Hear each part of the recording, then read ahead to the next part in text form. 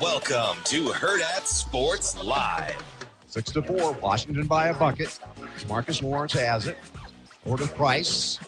Sanford, stick arm defense against Steinbach. Interesting matchup there in the man-to-man. And here's a drive by Hoiberg. Layup up and good! Here comes Hoiberg across the division line left side. Cuts down the lane all the way in, puts it up and in. Great play. Throws it right past Kepnong, who had him on the switch. 12-8 Nebraska. Biggest lead of the game. Here's Mass. Fires it up another three, and this one's perfect. Perfect! Bannering! Mass is back. Out it comes now to Hoiberg. Drives the ball, jump stop, 2 feet in the paint. Left side Garcia, 3 ball on the way. It's good! He rings the bell. Bangarango for JG. Jared Garcia. Huskers by 10. Flashing from the weak side. Empty side was Buchenwald. Mass got it. Hoiberg. Now to Jamar. Back to Hoiberg. Shoots the 3. Got it! Bangarango. There's the horn. There's the game. And you're 19-0. Nebraska Cornhuskers. Yes, I said 19-0 and 7th ranked. Nebraska Cornhuskers beat Washington 76-66. Good morning. Welcome in Hurrdat Sports Live, presented by Next Gen Mail Medical. That's DB. I'm Ravi. Lulla here at Hurrdat Sports Bar and Grill. What's up, DB? How we doing? I'm doing good. How are you? I'm having some problems. What kind of problems are we having? I think I just got kicked out of my own Twitter account. I did see your login screen popped up there. Like what happened to just me? Did you restart the browser or anything? I don't know. Did you restart your browser? No, I usually just leave my tabs open. Sometimes you have to refresh the password. I don't even know what mine is. Well, that's not great. Up yours. Oh, you figured it out. There we go. Yeah, so where was I? I have no idea. Am I here? I mean, you're on Twitter. Why are they calling? This isn't my name. At D Benning 5655. Like, what is this? Yeah, I don't think that's right. Do you have a burner? 6x9 smoking burners. This isn't funny. Like, no, I don't know what's happening. Yeah, I can't do it during the show. We might have to take an earlier break. What the heck is going on? We need Benny Mac. Is it still working on? I talked to him last night for probably. He was by far and away he was the second longest phone conversation I had. I didn't talk to him till 6. Benny Mac? Yeah. What'd you tell him? He's just funny. So I was outside on the deck. I did some salmon, which, by the way, is pretty subpar. It's just okay. Yeah. What'd you do to it? I put it on the outdoor oven, which is the Traeger. And, I mean, I'm low on pellets. It was cold. My temperament was not very patient. Even though salmon is easy, it's 2 beautiful pieces, fresh. Yeah. Wild caught that were sent from the Pacific Northwest. So I had a ton, but it wasn't, I should have trained myself for not as smoked salmon. Shoot, I could have done that in the oven. Yeah. Yeah. Didn't quite go the way you wanted it to. Yeah. My Traeger's only like 27,000 years old, so I don't know what I'm complaining about. And I have a smoking box and a blowtorch, but the blowtorch has no, like, butane or whatever in it. Yeah, fuel. I don't know what they put in blowtorches. So it looks like just like a glue gun. It's like, this thing doesn't work. But so he called it like I was outside. My phone was inside. It was like 5:58. So I was like, shoot, I missed a call from B-Mac. So I called him back, and he's like, I was testing you. How good of friends are we? 6 o'clock. That's prime dinner time. Will this guy call me back? I was like, yes, pass the test. Nailed it. Yeah, so that's what I got to do. If I ever don't get a call back, I just got to tell you it's a test, and then you'll be like, oh, I'm on it, because you don't want to lose. Well, I didn't know until he told me that it was a test. So I didn't call him back because it was a test. I'm not going to hold you, though. I'm a little mortified about my social media account. No, that's bad news if we can't figure that out. We'll get it straightened out, probably. I don't know. Will we? Does it still work on your phone? No. It only uses my Hurrdat Sports. Oh. So you're, like, logged out of your Twitter on your phone, too? Yeah. Oh, that's bad. I know. All right. Well, I don't know what to tell you. Do we need to get Padilla up here? Yes. Call him. Get that man up. He texted me at, like, 1. Oh, he's not up. To just be like, hey, Ravi, I disagreed with you. So shocker. He goes, this is at, oh, no, it was at midnight. Okay.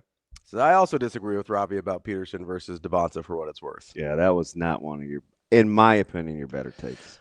That's fine. It's how I feel about it. So I know you're not gonna budge. I don't really know what people want me to do. It's like I get that people disagree with me. Yeah, I felt like that was a pretty hot take. Maybe it is. I think the Pacers probably take Peterson 1 overall. I really do. I'm not talking about 1 overall. I made that very clear. I didn't. It was as clear as mud. You basically said, "Well, Peterson might be a better high-end player, but Dabansa can do more." Yeah, I think in a college basketball game, Dabansa is more likely to take over for BYU and help them win 6 games in a row. That was the criteria I was using. Okay. I think that Peterson likely gets drafted ahead of him. If there's no, I don't think any of the injuries that he's dealing with are long-term concerns, but as long as physically everybody's cool with him, Peterson, maybe Boozer. What do you do with old Cam? I'm not a boozer. What do you mean? What are I doing with him where? Is like in the draft? Is that a top 3 guy? He's going to be. I would almost guarantee. Boy, I'm worried about him getting buckets. You worried about him getting buckets in college, though, too. It's vastly different. I understand that, there's lots of guys that, get buckets in college that don't in the pros. Adam Moore, I don't even get me started on that. Much easier to score in college. Yeah, don't get me started on Adam Morrison, but well, that's what I was going to say. It's easy, low-hanging fruit. I thought he's one of 2 trillion that can get that could get buckets in college, and yeah, that probably wouldn't have been my go-to, but I think Adam Morrison went for 30 a night and could not score in the league. I think that was situational. He wasn't going to go for 30 a night in the league, but part of it was situational. No bleep. My example is that a guy that was a prolific scorer in college could not score the basketball in the NBA. Okay. I don't know. I probably would have stayed closer home, got McDermott. Who cares who you would have picked? Well, I do. My example is still legit.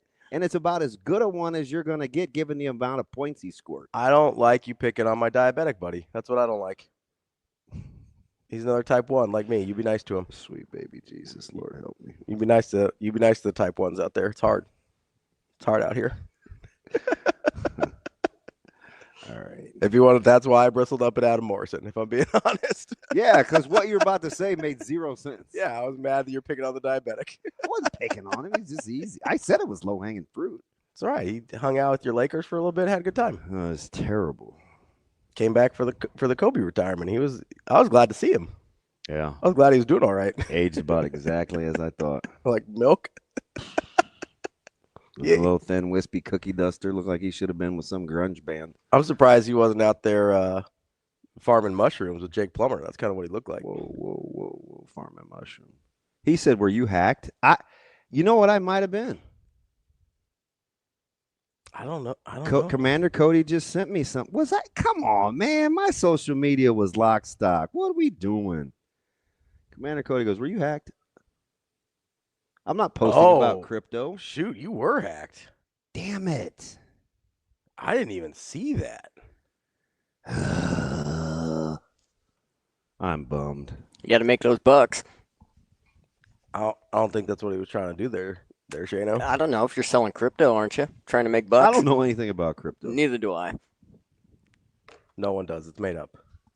Hey, that's the secret. Although I think a lot of people that have very low comprehension skills often will say I'm being cryptic, but I don't think that. What about cryptids, like the animals? You big cryptids guy? I don't even know what that is. It's like the animals people aren't sure if they exist or not, like Bigfoot, things like that. That's like a cryptid. Loch Ness Monster. I don't know if you understand what we're talking about. Like we're talking about 60,000 followers. No, I know. It looks like somebody's trying to sell a Cadillac Escalade from your account. Oh, Lord have mercy on my soul. Yeah, that's rough, man. That's never happened to me. I'm not even gonna kid you. I'm momentarily distracted. I would imagine that's a bad deal. I got nothing for you, man. I really don't. That's never happened to me. And you got about 10 times more followers than I do. Oh boy. Baby steps. We'll get it back somehow. Asian Wyatt says cryptozoology. Exactly. Those are the cryptids, the animals that I'm not really sure about. Oh yeah, I'm a big believer in that though. You a big Loch Ness Monster guy or more of a Bigfoot guy? Certainly Bigfoot. Yeah. And megalodons and. Oh yeah. Megalodon's a good one. I don't know about old Nessie. Yeah. Yeah, I didn't delve into that world a ton. I think they've sort of solved the Loch Ness Monster photo in terms of what it actually is. Well, what is it? Well, there's a certain type of animal. I can't remember what it is, but they, I don't know how to say this in an appropriate way. They like to flip on their backs and stick their appendages out of the water. That's not what that is. It looks a lot like that's what that is. Wow. There's pretty good evidence that that's what that is. Wow. It's impressive. Impressive. Yeah. I don't think that's what that is. Who told you that? No, there's like scientists that have like deep dove into this, and like there's deep who? Deep dove. That's the past tense of dive. Deep dove. Usually don't use it in that context, but dove is the correct past tense of dive. Dove? Yeah, it's not deer. No, that's doe. No V. Oh. No, dove? Dove. Deep dove. Why does that not hit my ears correctly? I don't know. Because deep dived isn't right. Dived? Yeah, that's not right. Are you a big texted guy? No. He is. No disrespect to the dummy. Who is? Who? I thought Shane was more. Never mind. Yeah, no, I think it's dove is the correct past tense there. Deep dove. Oh, don't you know? Yeah. Who was that? That was a Fleck. Peach? Yeah. Viva Las Vegas, baby. Is he doing a Minnesota accent there? What happened? He's in Minnesota. What do you mean accent? Oh, you betcha. He's not from there. Well, it looked Irish to me. It sounds Irish to me. I think he's trying to do it, but like he's doing like the. But you do pick up the dialect the longer you're there. He's been there 10 years. You bet you up there, up north now. Oh, yeah. I don't think that's what he sounds like. Yeah, that sounds like my former partner going into character. Yeah, he's like doing a bit. We know about bits. A times B times C times D. They're a team. Oh, that's the PJ I know. Yeah, they're a team. What about like Signetti? Kind of has like that Pennsylvania accent a little bit. He's got like the Pittsburgh accent. I have really studied him since last year in his delivery. Yeah. Yeah. Really studied him. Did you decide the camera thing was a bit when he's staring at the camera? Oh, I definitely think it's a bit. Yeah, I do too. I definitely think it's a bit. Yeah. But I also think. So what did you find out when you studied Signetti? Oh, his delivery? I don't know enough yet, but like his cadence and the way that he talks is definitely specific to the desired outcome he wants. Like, oh, okay. It's like it varies. Yeah, he's fascinating. Yeah. I caught part of his, I don't know why. Did you listen at all to the post stuff with Coach Cook? Like when John? He was in studio? Yeah. So not the honor, like Yeah. After when you guys talking after. There's definitely something to the delivery styles. Oh, yeah, for sure. Right? Yeah. So I'll be honest, I was a little surprised how self-aware of the changes that Coach Cook was. Oh, yeah. Like it was proactive, not reactive. So I would put him in like my top 10 of people that's probably not like you think they are. I would agree. Like he's probably in the top 10. I didn't have that's the first time I had a conversation with him. And so I didn't have a good sense of what he was really like just based on mostly what you've said. But that's definitely not how he comes off publicly at all. Yeah. I was like, oh, can I give you a hug? Super. Was that awkward? No. I mean, you guys know each other. Did you like how we locked up? Gotta dap it up. Yeah, although he out leveraged my left shoulder, so it was like. Did he? Yeah, it was. Yeah. You don't. Gotta leverage the man, not the ball, man. It's one of those you went back. Yeah. I had to go get some eggs from Paisans yesterday. Mm-hmm. So, and I definitely needed to like woosah. Yeah. Take a walk, touch some grass. I was talking to Megan for seeming like ever. She's teaching me about fresh eggs and washing, not washing, sitting out, how long they can sit out. She's a super health nut. Mm-hmm. She's on me about nitrates and all this other stuff. But anyway, there's a gentleman next to us. And I think he was kind of hearing the egg conversation. So, he'd occasionally chime in. Mm-hmm. Nice man. So after about 20 minutes, I had to get some stuff out of the freezer, and he was getting ready to leave. And I said, hey, I appreciate the insight. What was your name again? And he told me his name. I went in for a handshake, and it was super gumpy. Really? Oh, it was so bad. I was like, hey, my bad. Let me try that again. Dude, I think about the handshakes a lot. Oh, like when I have a bad one. I laid an egg. It was about as limp-wristed, soft, batchy as ever. And I was like, hey, can I get a mulligan? He's like, yeah, sure, no problem. I said, let's try that again. So I actually was thinking about that with Coach Cook because I saw him at the Supernovas game last week. Yeah. And I was actually pleased. I felt like I got a good handshake in there because otherwise I'd have thought about it for a long time. I wasn't going to let that one get away from me. You're like, hold on. Bring it on back here. He's in the door like, what a goofball. Yeah, that's definitely how I get down. I'm really traumatized over this whole Twitter thing. Do we need to take a break? Nah, I mean, I'll figure it out, I guess. Okay. You were logged out of. I've got to. Come on, sweet baby Jesus. Hey, what's that one drop you play? I think it's about math. Come on, stupid math or whatever, that one. Or something like that. That's what I want to say to X. I might have Come on, X. You thing. You upside down Loch Ness monster, you, which is completely made up. Come on, math, you dick. There it is. Is that funny? I do like my sense of humor. No, I like the drop. Come on, math, you dick. Of course you do. Just saying. I'm gonna. Not yours. Then whose are they? While you What? While you try and whenever we do take a break and you try and figure out Twitter, I'm gonna show you evidence of the Loch Ness monster. It's just online literature. It doesn't make it fact. I know. I'm just gonna show you what the. That's why I wanted to go to Area 51, get my own info. Yeah. Yeah, they can't get close to that place. No, a lot of guards there.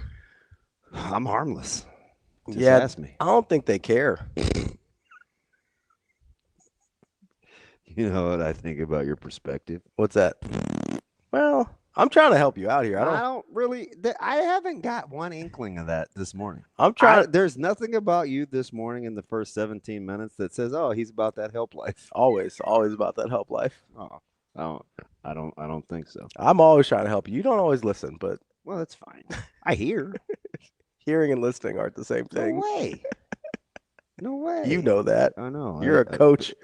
People do that all the time. I was like, is that what you really got out of that? You're a coach of children. You know you hearing and listening are different. Man. Yeah. Although adults might be worse at it. Yeah, I'd say so. I definitely would say so. I also think I don't think children generally do it on purpose. Like I think sometimes they just aren't, quite tracking. Yeah. I think adults it's more malignant. Children. Usually. Aren't they funny? Well, I told Zoe this morning, I was like, it'd be a good idea to take out this trash when you get home from school today. She's looking at me brushing her teeth like I'm the crazy one. Three of her shampoo bottles, one of her soaps. You know what she's probably thinking? She alternated between 2 lotions this morning. I'm like, what are we raising here? And she's like, I don't want my elbows ashy. Diva. That's what you're raising there. Diva. She didn't go to school yesterday. Yeah? No, she's been under the weather a little bit. Like Rudolph the Red-Nosed Reindeer. Yeah. Oh yeah. Something's been going around, man. Oh, I know. It's been rough. I know. Shane had it. You had it. I got a little bit last week. Shane, I am glad you're feeling better. You're a much better person when You're a little bit happier. Yeah. I mean, because not you're going full-fledged crybaby on me. Well, I mean, it happens. It's been a lot like Ravi if that shot wouldn't have went in last night for the Jays. No, I'm all right. Were you in full-fledged grip mode? No, I was fine. Like every bad loss is like a death knell. That has to be sucky. Well, if you think you're already dead, it doesn't matter that much. Oh, you're all out. I'm not all out. It's just I don't think this team's making the NCAA tournament. So, like, what's at that point? What about? Gee, mini Christmas. What about a prolific run? I mean, I think they have to win I think they'd have to win in New York at this point. Oh, do you see that? Do you see that in the cards? I do not know. You just told me how bad the Big East was. Yeah, but a lot of those teams are still better than Creighton. Ooh. On a night in, night out basis? Shots fired. Has anything from this team told you think they can win 3 games in a row in New York? Yeah. 3? Is it 3 or 4? Yeah, 3. If they're not in the play-in, they'll be in 3. Yeah, that's doable. Not if 2 of those games are St. John's and UConn. You probably only have to play one of them. Well, hopefully. I don't know. St. John's might lose enough that you catch them in the first round. Why do you hate St. John's? Because they play bad basketball. They're talented. They play bad basketball. Should Washington have been better than they were? Yeah, for sure. It's weird, isn't it? Yeah. I mean, no Yates, so that didn't – I mean, so that obviously helps. But. Sure, but, like, they were talented enough to be better than that. Diallo shot selection, were you just scratching your head like WTH? Horrifying. That's how he plays, though. I'm trying to see. So I think I hadn't watched them since Baylor, I think. Mm-hmm. So early. I watched them in, like, November. And so I hadn't seen a ton of them since then. And I was impressed with Steinbach. He's a good ball player. He can play. He's a good ball player. He can play. He almost certainly won't be playing for Washington next year. I could bet heavily on that. The market for bigs is insane. Like, somebody's going to pay that dude a ton of money, and he's not going to be playing in Washington. Even though he's got a good coach. That's fine. They have been decimated by injuries. Yeah, they've also been decimated by, like, Diallo doing Diallo stuff. Don't let that fool you. No, he's talented, but that's because when he's playing with Yates, he's significant. Now, he's still a 30-some-odd% field goal shooter, I'm going to guess. But when he's playing with Wes, he's much better because he doesn't have to do all that. Yeah. Okay, so I've only seen him a couple times this year, so I'm not going to pretend like but is he pretend to know? People do that in the media all the time. What's wrong with that? Well, I try not to lie to people. That's just I don't know. I'm weird that way. Oh, Fibonacci. If I don't know something, I'll tell you. He's right here. Like, what good does it do me to tell you honestly that I haven't watched Washington since November? Except it's the truth. Oh, I got you. You know? Do tell. So Diallo's numbers are way better than I thought. Like, percentage-wise. Really? What would you get? You said you thought he was probably in the 30s? That's probably from 3. I know it is. Yeah, from 3 he's over 50% from the field. He gets to the 10. Which would not have been my takeaway from last night's game. That he would be over 50%. So I thought you'd come away liking him more than less. No, I don't like his game at all. Oh, that's right. It's not super perfect and pretty, and it's just not good judgment. Like, I can accept. Is that why Bearcat used to drive you nuts last year? 100%. Yeah. Yeah. And so I can understand if you get Yates back, then maybe Diallo slides into a little bit more comfortable position the way Buc-ee this year has slid into a position that better fits his skill set. So I could see that. Where does Kenneth have Nebraska this morning? Old Kenneth Pomeroy? Yes. Let's give it a look. He has them at that one might have hurt last night. 12. So same. Okay. No movement. Let's check the net ranking, see if they moved They're at all 8. there. Still 8 in the net. Oh, they dropped 2. They're up to 6 for a while. Yeah. Come on, net. What are we doing? Oh, come on, net. Do you know who they're behind still? In the net? In the Big Ten. Standing? Oh. Purdue. Yeah, Purdue. I mean, Michigan's a given, but they're behind Purdue too. Yeah. So it's funny. And slightly ahead of Illinois. Dude, the metrics love Illinois. Illinois is ahead of them in KenPom. You know, it could be a catastrophe if Nebraska beats Illinois at the house. What are we going to do with our wanting to validate Illinois? I don't want to validate Illinois. That's a you problem. It's not. Listen, I'm fully.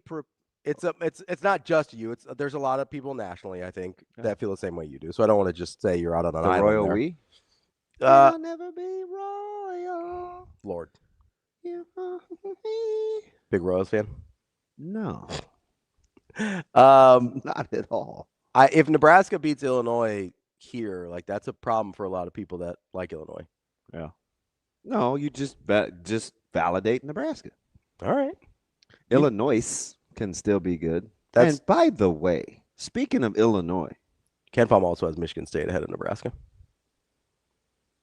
Your boy Evan took a pot shot yesterday. Did he? Oh, yeah. What'd he do? Super drive-by. No pun intended. It was a car shot. About the Subaru? Yeah. What'd he say? It's what he didn't say. It was Subaru, huh? It's like, wow. Thanks, Evan. Yeah? I support you. Well, if it makes you feel any better. What is so flippin' funny, numbnuts? I'm just laughing at the comments and I can give you a little. Oh, I have not been. Do I need to get in the stream? I can give you a little ammo for Evan if you want. Nah, I'm good. I like Evan. All right. JD, we're gonna break down Husker wrestling. Is that tomorrow? Tomorrow's Friday, right? Yeah, I thought we were gonna talk to Sauter about it. I think we have Jess? not yet, but I can certainly. I don't know. I mean, Sauter's fine. He's not gonna go in depth. I don't think about Nebraska, Iowa. We can talk to Jess. Let's get her on there. Or, I mean, I'm sure we can get Commander Cody to call in. Oh yeah, He's trying to save my Twitter. he could call in today too if he wanted. Somebody much smart, which again, half the free world, but I need something. Why are you laughing at the stream? What did I miss? I'm way behind. Yeah, Shane. Kobe, God, dog it. What? There's not a lot of subtlety there. Can I put him on waivers, or will I want to claim him again? I don't know, man. I think you need to put him on waivers. Nah, I've hung with him this long. Good piece of cheese. He said valid comment. So there's people here don't understand the difference between an opinion and so like Ben goes, oh, you're lying about Peterson. It's like that's an opinion. BP. Yeah.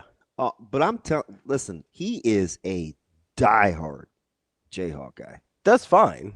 Like, so I'm sure I think he and I started by talking about Kansas years ago. I'm sure his view's not skewed at all then about Peterson. I'm not going to vouch for him. I think he can be objective.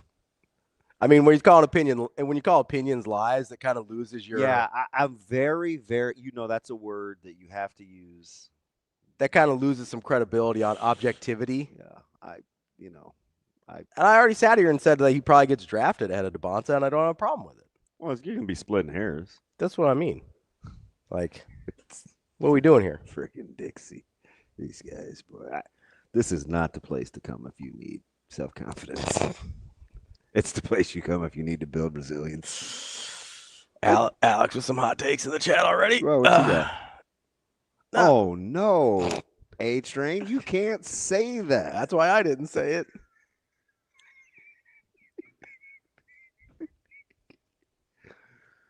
It's fine. No, it's fine. It's totally fine. It's fine. It's totally fine. It's like... Yeah, I don't think I'm going to put that one up there. No, you good on that? Yeah, no? I'm good. You cool? Yeah, No, I was talking to Shane. You cool on putting that up there, Shane? I haven't put it up there yet. Oh, okay. We'll just leave that one for the feed. It's perfect. No, it's fine. Wow, Ben, shots fired. I mean, listen, he's a Jayhawks fan, and that's fine. I got no problem with it. Got no problem people disagreeing with me. But disagreeing with my opinion and saying it's a lie are not the same thing. All right. A lot going on in the chat. What else we got? Shane wants to know if the Trey Taylor decision now we're is talking about crack. Oh, my God. the is new Flaky norm. Jake in the stream? Who? Oh, boy. Shane, there's been a Flaky Jake sighting. I'll keep an eye on it. He was one of the originals, yeah. nicknames that I gave out because he is certifiable. I don't even see him. Where is he? So Shane's got the comment up. Oh, could have been a crack. Who could have been a crackhead? What's happening here? That's the kind of stuff he says. Golden State guy. All right. Yeah, you guys might be able to rock with that. Well, we have to see how he feels about the current front office. That's how we would know if we can ride with him or not. An absolute degenerate gambler. Yeah? Oh. More than the people you actually nicknamed degenerate? No, Aaron wants, he's on sport wrestling track, says Nebraska should be 17-15 tomorrow. I'm like, wow, it's Tuesday. We're on this already, Aaron. I just like how the Jayhawks fan says I'm emotional when he's the one not like going hard for his team. BP's harmless. He's fine. All right. He's absolutely fine. You'll be all right. All right, Jake and I are cool. See, I'm telling you. When I say nuts. No, he knows. He knows. If I had social media correctly, I'd show you some of his tweets. Get my nuts. Big emoji, exclamation. Yeah. Laughy face guy. Yeah. I think the only thing Jake turns down is his collars. This dude will get it in with anything. Well, high school, college, pros. He's right about the current Lakers front or the current Warriors front office. So what did he say? He says, "I hate Joe Lacob and the current front office." So we're in. We're good to go. Front offices are wild. Did you see Buffalo yesterday? Boy, they kept that guy too. You just throwing guys under the bus? Incredible. That guy's still on your team, by the way. Like, what are you gonna do with Keon Coleman now? I was mortified. What are we doing? That guy's not. You gave that guy more responsibility. What I hear yesterday in my little talking to, you got to be an adult. So just eat it, DB. All right, man, I'm going to eat it. Yeah. Yeah. I don't. What are you talking about? I don't have to eat. Pressing. No, I could not believe I don't know how you. Like, Keon Coleman still plays for you. Yeah. What do you do there? That's so not what I thought you were going to say. Like, because I know you're chomping at the bit. He still plays for you. No, I know. I'm well aware. And you're like, hey, let's give this guy. He seems like a good egg. Let's give him more responsibility. Well aware. Over this entire franchise. Love it. It's a great idea. Yeah. It's terrific decision. They'll be moving on from old KC. Yeah, they got to now. You think? I mean, I'm not coming. Although somehow Kyler Murray's still in Arizona. That dude got bus rolled. Dude, that guy has been getting bus rolled for like 3 years. Over a video game. He's been getting bus rolled. Joe, all to the good. How we doing, buddy? Where's Joe at? Jose Bueno. There we go. My man said, what did he say? He said, I'm sick of all these athletes crying, especially Mendoza. Holy bleep.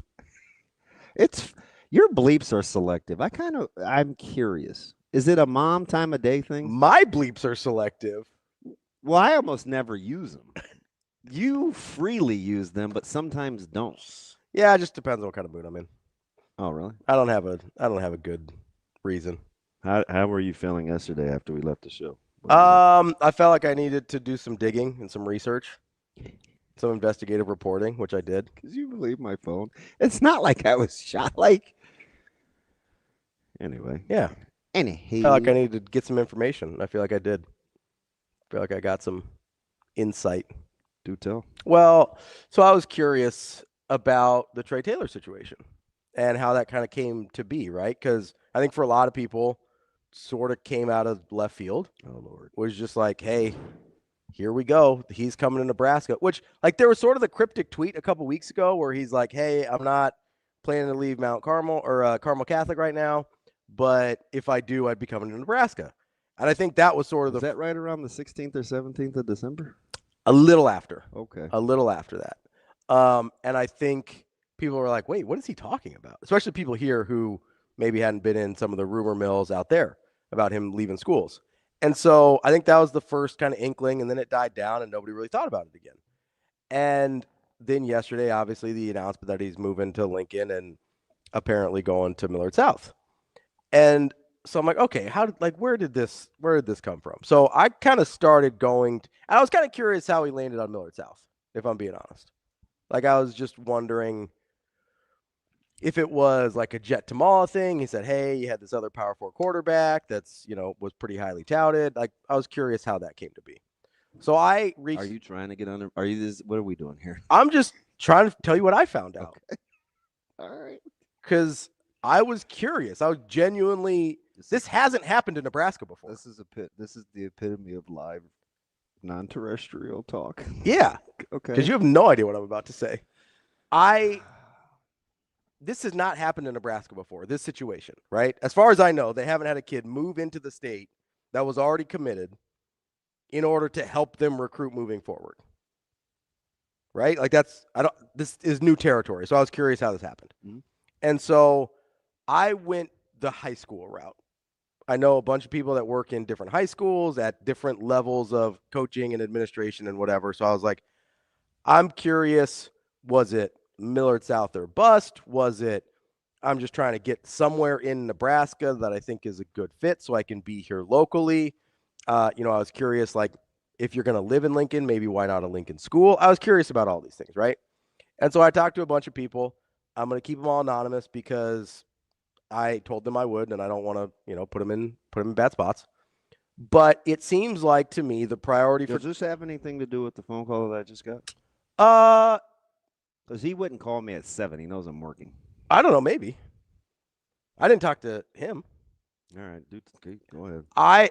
The sense that I got, and again, everybody is sort of in their own silo here, so I'm sort of trying to cobble together information and come up with whatever conclusion that I can come up with.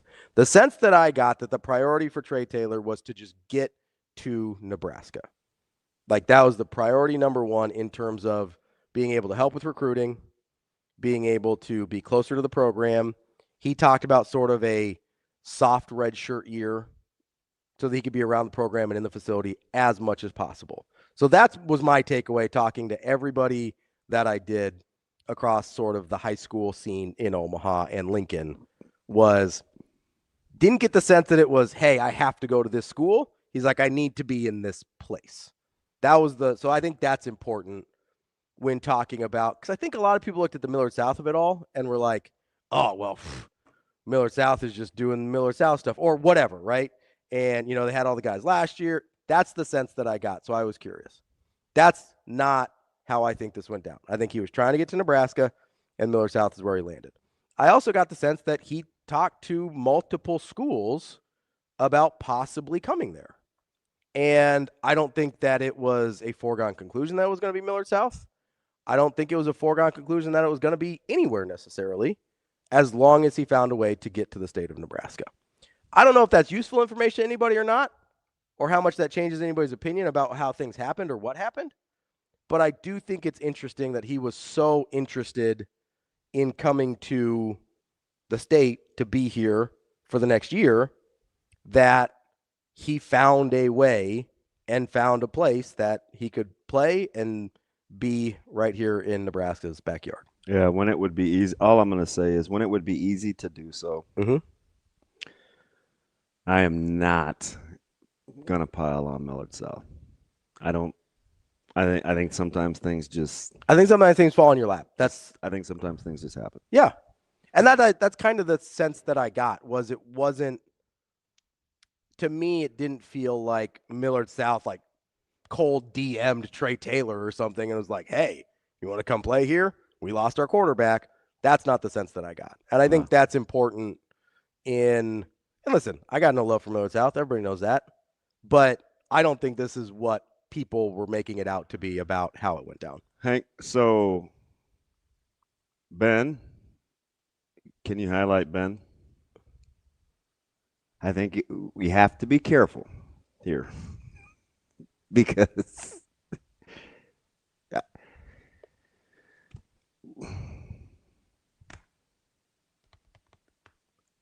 I just think Ben has to. You have to be careful with that. Here's what I'll say about what Ben said.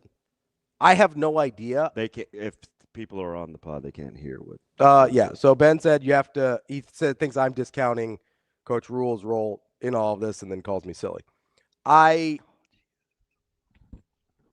don't have any idea.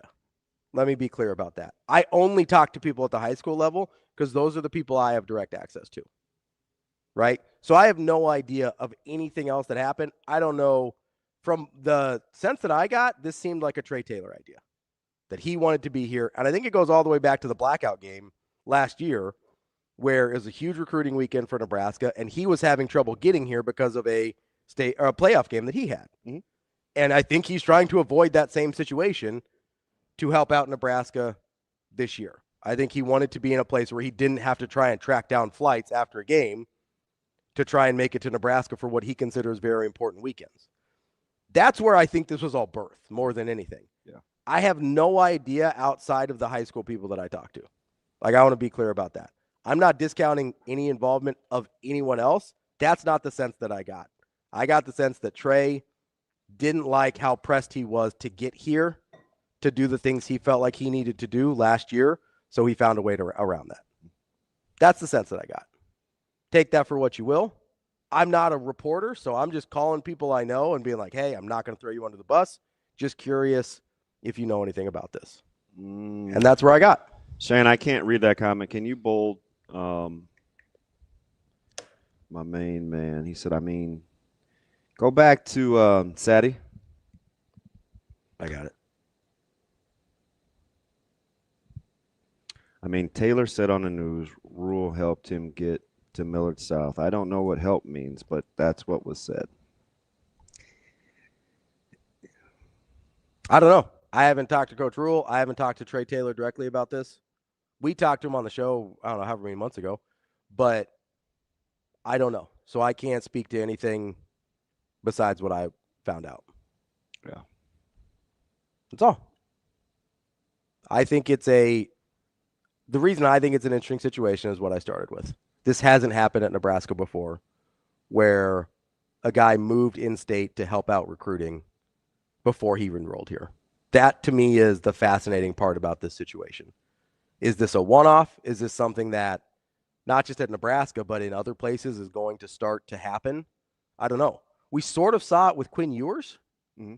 He did it. He moved up to Ohio, but we all thought that was more of an NIL rules thing. At the time, you couldn't make NIL money in high school in Texas. You could in Ohio. So that was sort of an interesting situation. Dylan did this. He moved to Buford, but I think he moved to Buford before he committed to Georgia, I think. So I don't know how connected those two were. That seemed more like a high school situation than a college situation for Dylan. So we've seen some one-offs that are similar. I'm curious if this is going to be the new norm, especially for quarterbacks, or if it'll start happening with guys that aren't quarterbacks. Yeah. How it plays out is going to be fascinating because I think that's the way that this is actually moving. Yeah. You know what I mean? It's because I think when guys are in this position and they're kind of early commits, and which is relatively what I would call Trae in this situation. Oh yeah, he's been committed for a long time. They're gonna ride for kind of the institution, and the fine line is between what do you do with what they're doing currently at their high school level versus what they aspire to be, because he's already where he wants to be as a school. Yeah. But he's not there yet from a playing standpoint. Sure. Yeah. Like he still has a couple of years to get there. So I could see guys in the meantime trying to get as close as they can to the institution as possible. Well, and I think the phrasing he used in terms of a soft redshirt year is interesting, right? Because I think he does view this as a developmental year for coming to the University of Nebraska more than as much as he does an opportunity to help Nebraska recruit, right? So that's a really interesting way for him to phrase that and to talk about it as this is more about his personal development as a quarterback now as much as it is anything else, I also thought it was interesting. His dad chimed in on Twitter to one of the clips from us yesterday, because somebody responded, why are you driving an hour from Lincoln to Millard South and whatever? And he goes, hey, we drive farther than that now. He's like, we went to Carmel Catholic, not because it's a football powerhouse, because it's a great academic school. We do further than that now. This is less of a drive for us going from Lincoln to Millard South. So I think that's important too. I do think two things though. Number one, I think he had to spend an inordinate amount of time getting fact finding. Sure.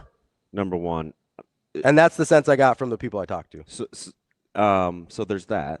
Then the other thing is he's talking about something completely different. When people talk about the drive, they're talking to him. They're talking. This is how I gleaned it. They're talking about you don't live here. Why are you going there? He's talking about just the logistics. The logistics of it. Yeah. Okay. So I think they're talking about two different things. That makes sense. I took it the way that his dad did. And I was like, it's an hour. People from the Chicago area, that's not anything. Yeah, you know what I mean? I don't. But I don't. But that makes sense. I don't think that's what the comments were. No, especially in light of the Millard South of it all. I think that is probably more what people meant is, neighborhood kids playing for neighborhood schools and things like that. And I'm just going to tell you, that's not what the rules are right now. So I got to know what to tell you. And I'm going to guess, again, I didn't talk to Trae or his dad. I'm going to guess if it came down to, hey, you have to live in the neighborhood, then they would have moved to the neighborhood they needed to live in. This seemed like a thing they were going to make happen one way or the other because they wanted to be here. If that school had a spot for them. Yes. If they were, whatever place ended up having the opportunity he was looking for, they would have moved wherever they needed to in order to make that happen. Mm-hmm. That is the sense that I got from all of this. So I think doing if he's from Chicago and he moves to Lincoln and goes to Millard South, or moves to a Millard South neighborhood and goes to Millard South, what's the difference? He's not from the Millard. Who cares? Yeah, that's I agree. You know what I mean? What's the difference at that point? I agree. He's moving here to go to school here. Who cares what his commute is at that point? I completely agree. So I think that's interesting.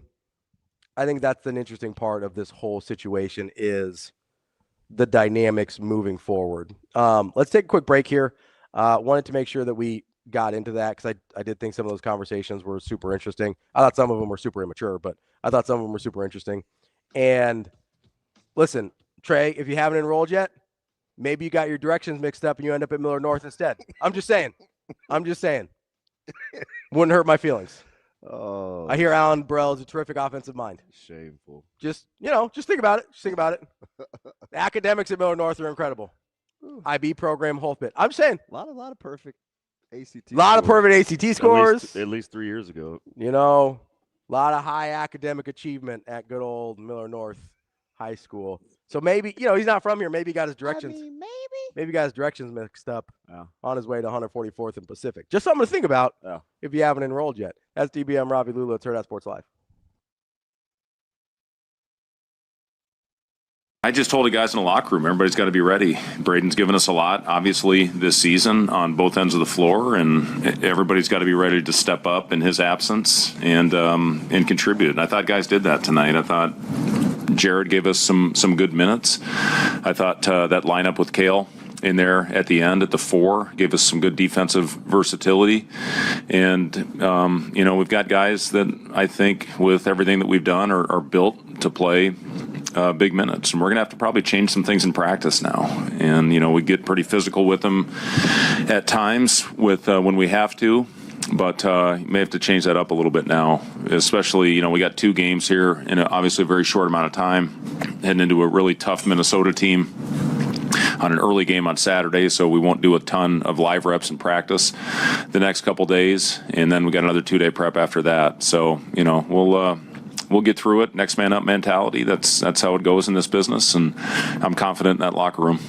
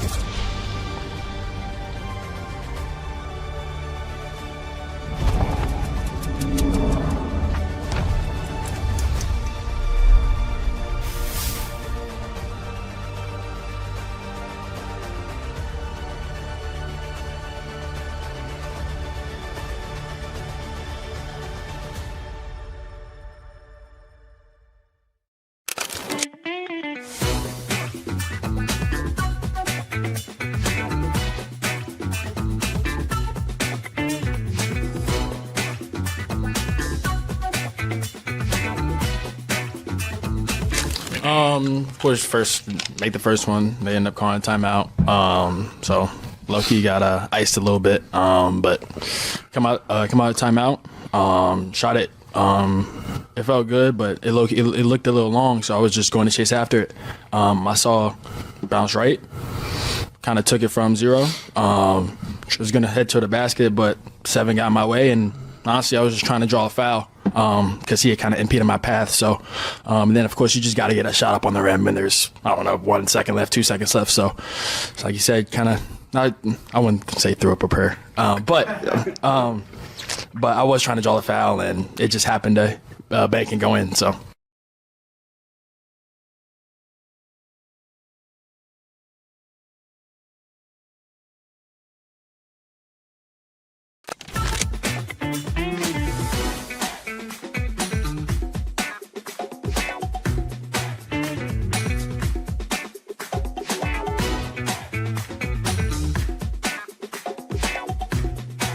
Yeah, I mean, I'm proud of our guys' effort. I thought, we're still, and it's not an excuse. We lost another guy this week, Wesley Yates, on Monday, and just a basic non-contact rebound drill. But I love the fight of our guys. I thought, to have this many freshmen playing against a team like Nebraska is right now, they're playing as well as anybody in the country. Their pace is phenomenal. I got to give a lot of credit to Coach Hoiberg and their staff, but their players to be in the shape and to share the basketball the way they do is really impressive.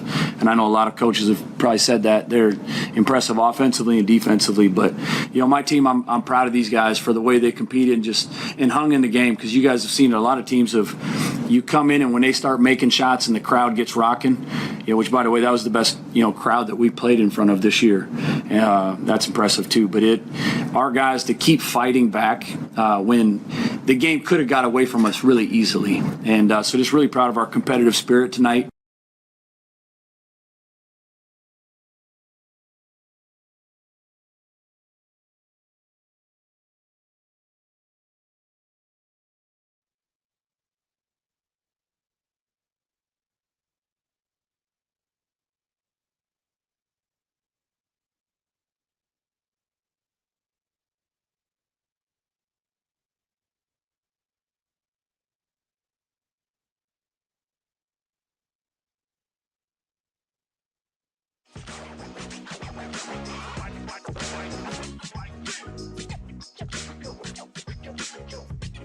You're listening to Hurrdat Sports Live. 13 on the shot clock. Out it comes now to Hoiberg. Drives the ball. Jump stop. 2 feet in the paint. Left side Garcia. 3 ball on the way. It's good! He rings the bell. Bang-a-rango for JG. Jared Garcia. Huskers by 10. Welcome back. Hurrdat Sports Live, presented by Next Gen Male Medical. That's DBM Ravi Lulla here at Hurrdat Sports Bar and Grill. I am absolutely terrified right now. Yeah, this doesn't look good. I'm gonna be honest with you, man. Why won't it give me my account back? I think somebody hacked you and locked you out. Is what it looks like. That is, which would be horrifying. So people have gone through. You know who went through this? Who? Connor Haps. Yeah, and somehow he got it back. Oh, you might need to. I know, but I can't call him. He's working now. Oh yeah, I forgot. Damn it. Yeah, you might need to send him a little texty text then. Yeah, I don't understand. I don't either. This hasn't happened to me. No. Knock on wood. It's not funny. I'm not laughing. You're laughed. I'm not laughing. It is absolutely not funny. No, it's horrifying. Yeah. This is like a nightmare. That much is true. You know, it's not a nightmare. What's that? Glow Big Red. No, you're right. We love Glow Big Red. It's an opportunity to give money to your favorite part of the university, whether it's athletics, whether it's arts and culture, the fraternities and sororities, different colleges and departments, whatever part of the university is your favorite. You can help support them during the Glow Big Red event. Starting February 11th at noon and concluding February 12th at noon, you can get a free Husker canvas tote bag for every $75 donation that you make during Glow Big Red. It's glowbigred.unl.edu to make a donation and to get all the details on where your gift can go. Don't forget to spread the word. If you make a donation, put it on social media and hashtag Glow Big Red. We love supporting the university. Big fans. Big fans. Big fans. We're going to talk to Ryan Roberts here in just a minute. He is from A to Z Sports. We were talking earlier in the week about the talent level between Indiana and Miami. He's in a unique position of being a draft analyst and a college football guy. So I wanted to talk to him about what he saw and what he's putting together, because I was only able to find the one 7-round mock draft to get a sense of what NFL people maybe thought about the talent level in that game. So I was like, you know what, let's just talk to a draft guy, see what he's got for us. So we'll do that here in just a few minutes. But, there was another basketball game on last night. I don't know if you know that. There's a lot. Do you know what I actually watched too? What's that? Northwestern and USC. Oh, I thought maybe you were going to say you watched the Australian Open for me. No, it's 2 a.m. I was not thinking about the second round of the Aussie Open. Hey, that's the best time, right? Well, shout out to me for at least knowing it's the second round. Yeah, we're heading into the third, but you're right. There's second round matches last night. Oh, shoot. We got some Americans playing well. Ben Shelton looks like he's in good form. Oh, I'm excited. Man. Lerner Tien, young American. It's terrific. My man BP came over here choosing violence. I'm not even paying attention to what he said today. No, it's not you. It's TNTK. It's TNTK. It's TNTK. Yeah. That's fine. Man. They're having fun. It seems like they're having a good time today. Seems like the chat's getting combative. Well, TK ain't going nowhere until he has to go to work. He'll give as good as he gets. I'm just trying to figure out what's wrong. Oh, shoot. I think Kugler got hacked too. No, he's making fun of me. Oh, is he? Yeah, because that was the Wow. Kevin. Yeah, it's not funny. Kevin. So I have to really actually do some homework to get my account back. Yeah, you might have to get into Twitter technical support. That's probably the only. I'm gonna ask Happer. Yeah, that's probably the only way you're getting it back though. Is you're gonna have to. Well, the hardest part of this whole deal is just to recalibrate my focus. Yeah, just dial in. It's like be competitive, make it a game. Oh, I'm trying. Got to lock in. It's gonna be all right. I am absolutely trying. Maybe Kugler just hacked your account. Maybe he's the one that did it. Maybe he does a lot of foul things. Jokingly, he knows that would drive me up the wall. Yeah. Yeah, that is, boy, talk about. That's frustrating. We don't like that. No, not a fan. No, we don't. Not a fan of that at all. Jose just says, ask Gronk. Who? Gronk. Yeah, ask Gronk. Gronk is the tight end. He wouldn't know. Yeah, ask him too. He might know. Maybe he hacked it. Oh man, that Joker got hacked. That is so sad. That is so sad. It's been a great run, everybody. Been a great run. You had a good go there. Yeah. Do we need to memorialize your Twitter account? No, I'm gonna try to get it back. Like pour one out. Is it like what did those people do when they would lock up your stuff and force you to pay ransomware? Oh yeah. You think that's what it is? No, it's probably just somebody hacked your account and then changed the password so you can't get back in. So you have to go directly to Twitter to be like, hey, this isn't me. I didn't authorize this change. Look, it came from somewhere in Somalia or somewhere. And oh, those are different kind of pirates. My bad. I was like, why Somalia? I was thinking pirates. No, that's not. Got internet pirates versus actual pirates. Glad you have a. Lance says, do you have a password reset? I think. I just don't know what I'm doing. I do. Yeah, I don't either. I have a. I think you have to go directly to Twitter. Say, hey, help. I'll get tutelage. It's fine. Hey, Elon, I need your help. Hey, T-Mac, if you're still in, I'm sending you a message. Anyway, carry on, my wayward son. No, there's just a lot of misinformation out there, so there's a lot of misinformation about everything. What do I call him in my phone? Who?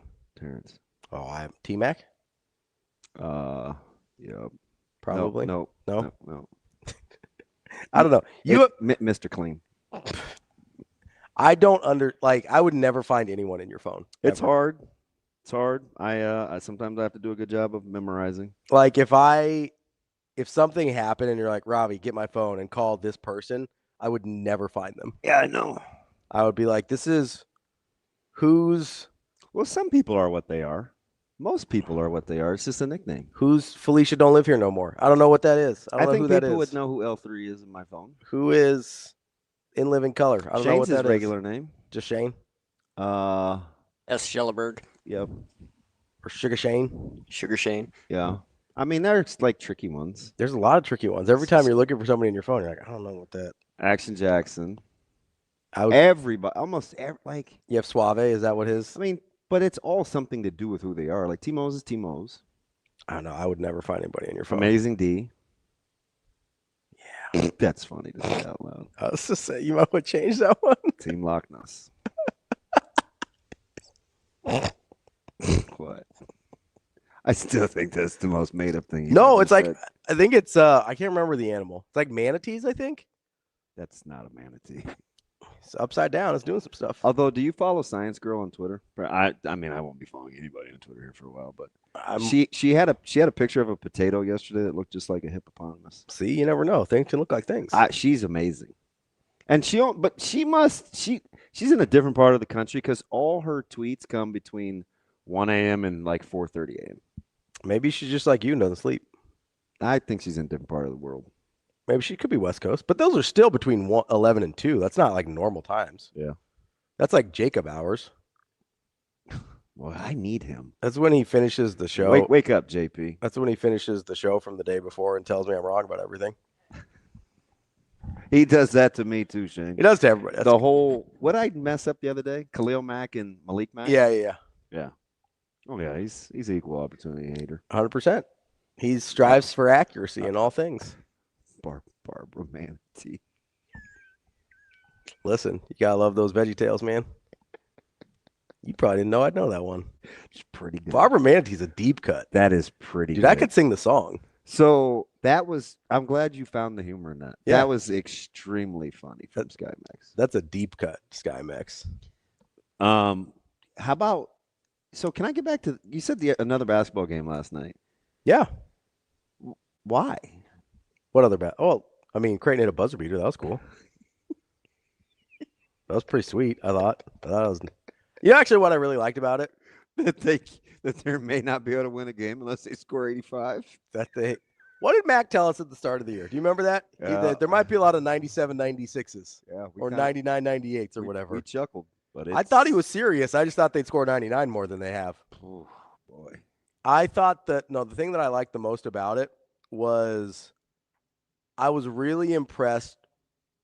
How many times in that situation do you see the guy miss the free throw and hang his head?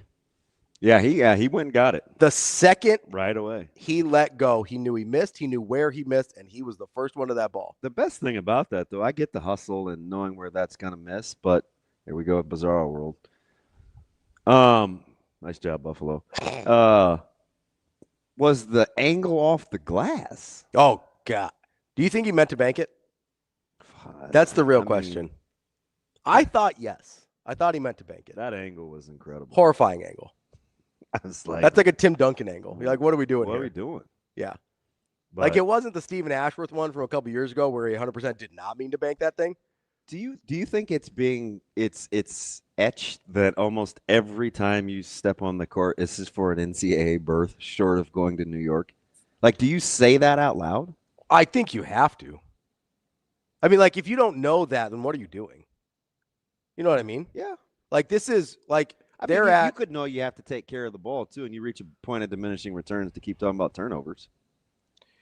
Yeah, but if it just as a no, I think more for me, and I think Mac has brought this up before when he's had some teams that struggle from the free throw line, because the turnover thing isn't to me something that'll like get in your head. Like I don't think you're turning it over more if you talk about it too much. I do think you can miss more free throws if you talk about it too much, like sort of a psychological thing. So maybe that is like, hey, if you don't want them to tighten up, but I mean they're 12-8, right? They have one quad one win. They're not getting in the NCAA tournament short of going 9-1, 9-2 on the way out, whatever they've got left, or just winning in New York. So the only games you can drop, and you have to get one of them, right, is because you got to get some quality wins. They dropped 2 spots in Ken Palm last night, by the way.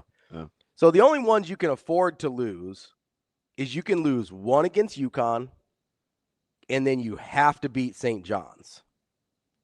And you can lose one against UConn and probably one against Nova since you already beat them once. Those are the games you can lose. Otherwise, you have to go get quality wins because there's not a – this is what I was talking about yesterday with the Big East being down. There's not a lot of quality wins here. Oh, I know. There's only three top 25 Ken Palm teams left on their schedule in Villanova, UConn, and St. John's. And then you've got one additional top 50 team in Seton Hall. So you have to beat Seton Hall, so you split with them. But there's a lot of these that are damning losses if you take them. Yeah. You know, the funny thing is you know, for all the hand-wringing consternation about, like, Creighton's schedule and its hectic and days off, I'm going back to – and this depends on Frager's health. Like, I'm not one of those people that's, like, panicking and trying to project when he'll come back, right? Because we do need to talk about that, though. Because I think with him – wait, is Ryan ready? Ryan's here, yeah. Oh, thanks you for producing. Good morning, Damon. Hey, how are you? Good. I guess in the middle of the show, we should probably listen to our producer and know that our guest is here. Let's get to Ryan Roberts. He's an NFL draft and college football analyst for A to Z Sports. Ryan, how's it going, man? How we doing? I'm good, fellas. How are you guys? Ryan, don't mind us. It just, you know, behind the scenes how the sausage is made. There's this thing that usually happens when you have producers. They'll like say, hey, your guest is here, or, you know, give you a little heads up. Or, hey, you want to get to Gary Java or whatever. I would have DM'd you, but. Oh, wow. Oh, wow. Now, he's making fun of me this morning, Ryan, because I have epically lost my Twitter. I got hacked, and so I'm. They're trying to give me like this makeshift account, and I was like, guys, this is like 60,000 followers. Like, this is how I kind of.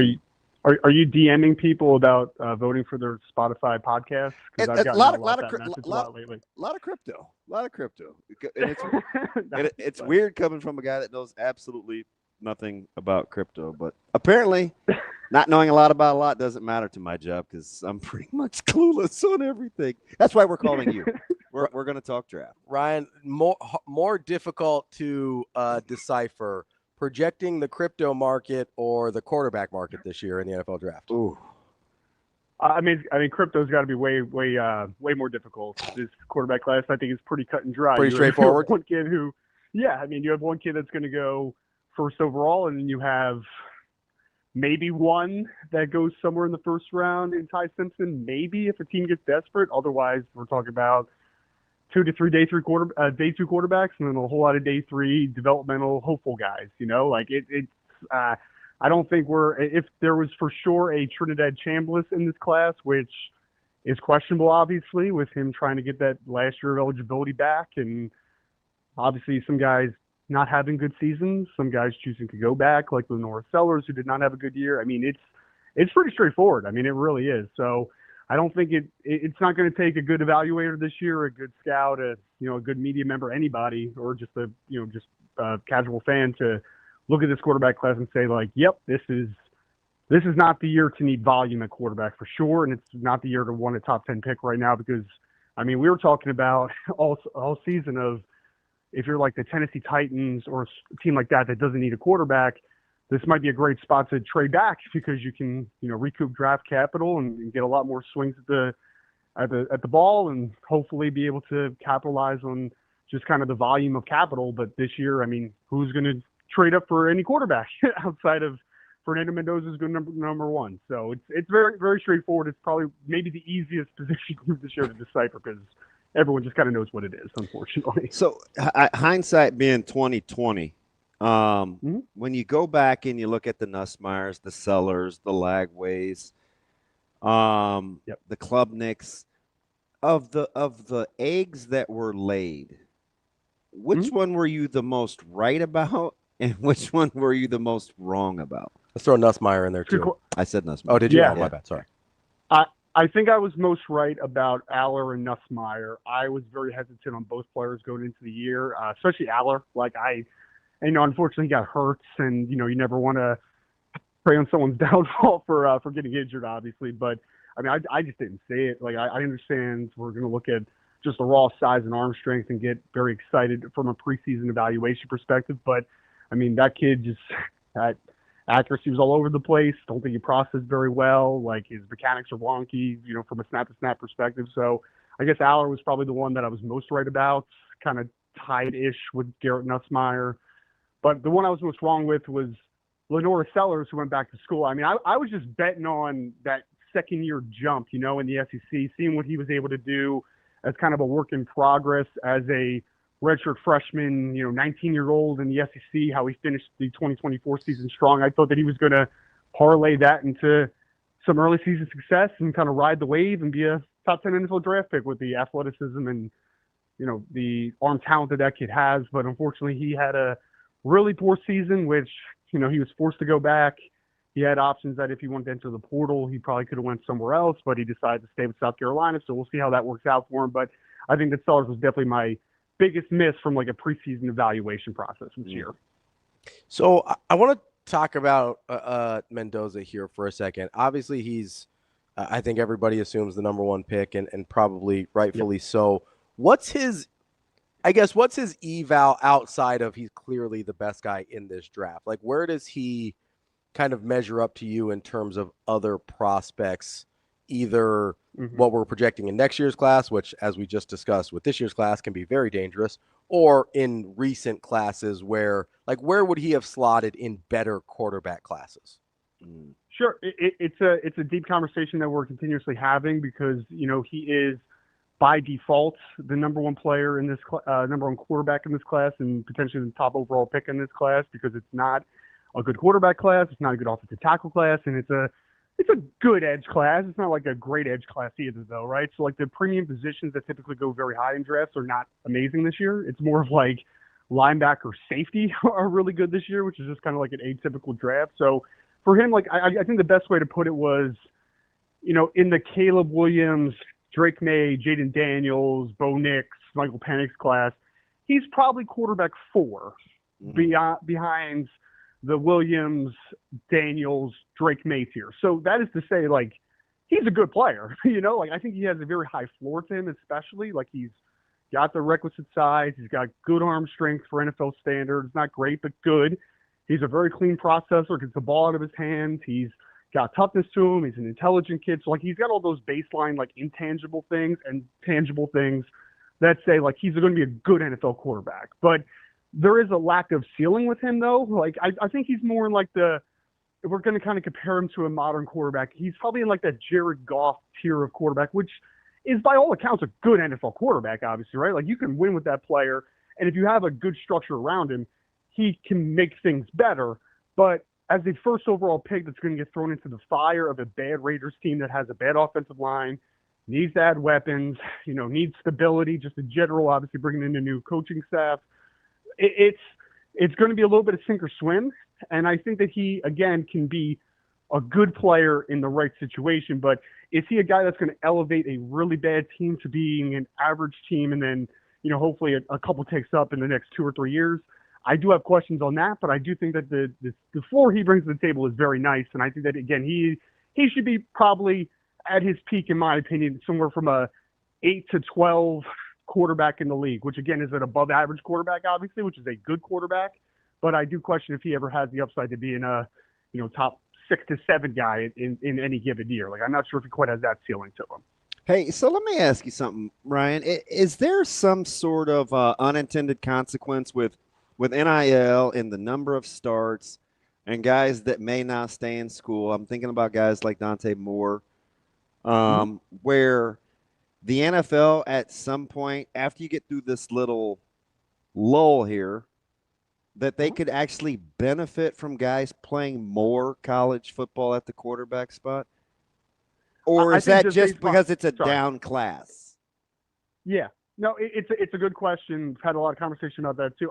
I think NIL is actually good for professional development because it does make it more lucrative and more attractive for players to go back to school. I mean, it used to be like the no-brainer. We know players have been getting paid behind the scenes for a long time, but like the fact that it's more visible means that the number value can go a little bit higher now, right? And people are going to shy away from that number value. So it makes tough decisions a lot easier now to go back to school and to be able to develop. So I think it could be a blessing in disguise for Dante, who has 20 career starts, but 5 of them happened 3 years ago at this point at UCLA. You know what I mean? So, like, it can help absolutely, and I think you can't substitute for experience. I think that experience, especially at quarterback, offensive line, like there's some positions where I think experience matters so much, like it really does. So I think it can be super beneficial. I think where we come into a little bit of a tough spot, though, is when you combine NIL with the transfer portal. I think that those can be counterproductive against each other because back to school, more starts, more experience is a good thing. But if a player's jumping, let's say he's been in 3 different systems in 4 years because he's been at 3 different schools, well, I think that hurts development for sure because you're learning a new system. And we're kind of seeing that, right?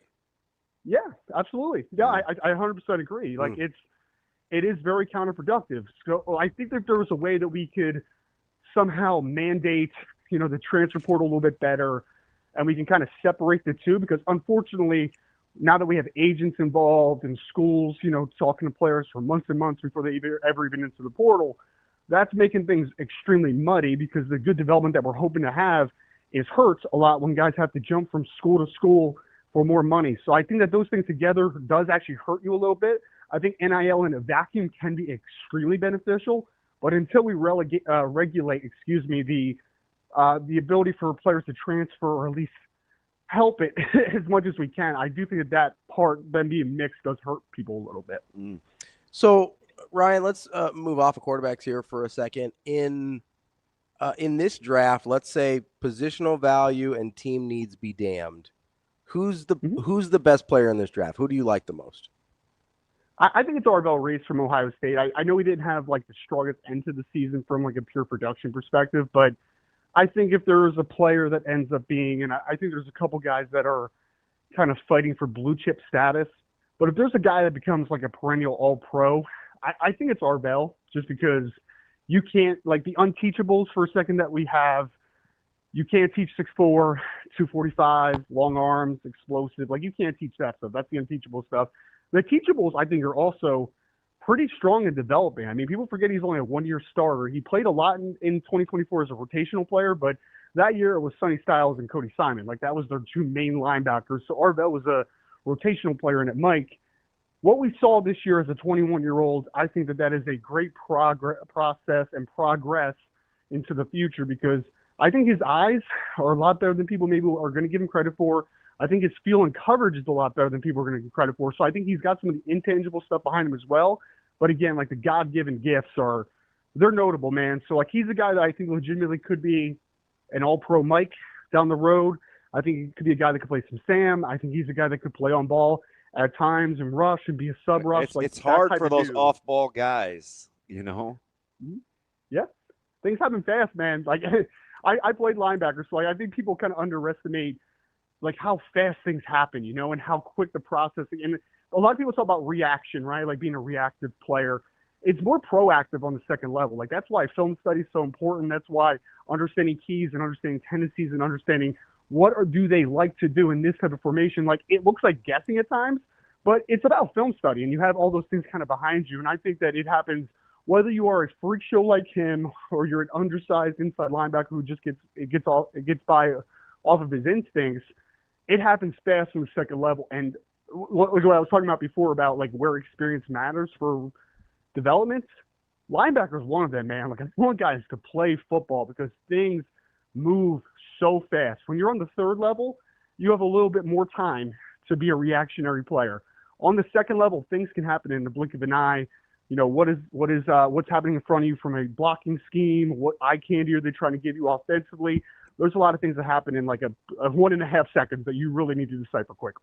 So let me ask you something, because he's one of those guys I think we were on super early. We did a preview before the season started about Ohio State, and we were talking with some of those guys that follow their program. And Arvell Reese was a guy that was intriguing to me. When you look at off-ball guys like that, how much do you think – and it's always a tough eval because those guys want to get paid, but are they real edge rushers? What's the value now in the way that the NFL game is played? And he's obviously gifted physically. Is he good enough to get past the lack – I got to say this correctly. For what he could be and how you value him, statistically, it's disjointed. Right, I get the 6.5 sacks, but I mean, you're going to look at productivity too and being busy. Is he good enough physically to overcome what the film may not show you when you talk a lot about his intangibles? Yeah, it's a great question. I think you saw disjointedness this past season in terms of what he was asked to do from a first half of the season to a second half of the season. Like when you look at the splits of him being blitzed and him lining up from interior and outside rush opportunities, it was very disjointed. I don't know what went into it exactly, but for whatever reason, Matt Patricia just kind of used him a lot differently down the stretch. I think it really did hurt his production because, like, early on in the year, I mean, he had some huge games against some good opponents. Like, I mean, his Texas game was bonkers. You know what I mean? And it was like one of those things where I just feel like he was used differently for whatever reason. He was pretty good against Miami too. Yeah, no, he was. And sometimes the hidden production, right, is that there were a couple games down the stretch that people would say, like, it was a down game for Arvell Reese because he only had, like, 4 or 5 tackles. But, like, when you really go watch it, it's like they weren't able to run the football because he is forcing early cutbacks or he's just in the proper gap and the guys have to bounce, they have to spill, like, all these types of things. So I think there's some context to, like, the lack of production at times. But overall, like, I just think that he needs – and situation is important for most players, but he needs a really creative defensive coordinator. Like, I don't want to see him as a guy that is just read and react on the second level, never blitz him. You know, that's all he does. He kind of is a little bit more static. Like, I don't want that type of player. I want him. I mean, honestly, you know what's funny is, like, he would have been a perfect, like, how they were the Redskins at that point. But, like, when the Redskins used LeVar Arrington back in the day, right, who was kind of a little bit of a hybrid player himself coming out of Penn State, because they played like more of a 3-4 alignment. So, like, they allowed him to do a lot of different things, rushing off the edge, tracking back in coverage, playing on the second level. Unfortunately, Arvell is in a state of the NFL right now where, I mean, teams are running majority sub at this point, right? So, like, 3-4 alignments, 4-3 alignment, that stuff is kind of a moot point at this point, right? Because you're just in sub all the time. But I do think if he comes to a defensive coordinator, and I feel like a New England Patriots would be a great fit. Obviously, not going to get it, pick it at the end of the second round. But I'm just thinking of, like, these creative defensive coordinators, these creative teams just in general that have utilized guys like Jamie Collins and a better version of, like, Dante Hightower and, like, those types of players. He's a hybrid player. I think some people are going to cast him as a tweener. And when you say tweener, that's a very negative connotation to me. That means he's between two spots, and I don't necessarily think that he fits well into either one. I think he's a hybrid player. Like, I think that he could do really well in multiple alignments, which I think is why, again, I'm buying into, like, the rare traits that he brings to the table. Are you thinking like a Tennessee with now Robert Saleh there? Is that something that would make sense? I think so. I mean, I know I know Saleh doesn't really blitz a ton, though, from the second level tradition. Like, he's more of a get after 4 and then kind of drop type of defensive mind. But he is, though, a perfect example of, I think he is a smart enough defensive coordinator and a really respected defensive mind where if you gave him a Swiss Army knife like that, I think he would adjust to utilize that player, right? Like, that's kind of the whole thing I'm looking at is, like, I want a defensive coordinator or a head coach with a defensive background that understands how to utilize his personnel. Because, like, when you look at him, when he was in San Francisco the first time, so when he was in San Francisco the second time, you can even look at the Jets in between, they were not always the same cut and dry system. I do think that he fit his players' skill sets into the system, or he made the system what his players were able to do well instead of just kind of fitting them in a square peg into a round hole a little bit, right? So I do think he's an example of a guy that I think would figure it out, but I really do think that it is going to depend on who he lands with, because Reese has special upside, but it is going to depend on if he is asked to do the right things on the next level. Let me ask you something, Ryan, but especially with kind of the loves, Tate will be one of those guys. Jordan Tyson could potentially be one of those guys. Do you have a cutoff for a skill guy that you will not, you're not willing to go in terms of where they should be picked in a draft? Do you have any hard and fast rules where you say, I'm not taking a wide receiver in the top 5. I'm not taking a running back in the top blank unless they, like, do you do that when you assess the draft right now?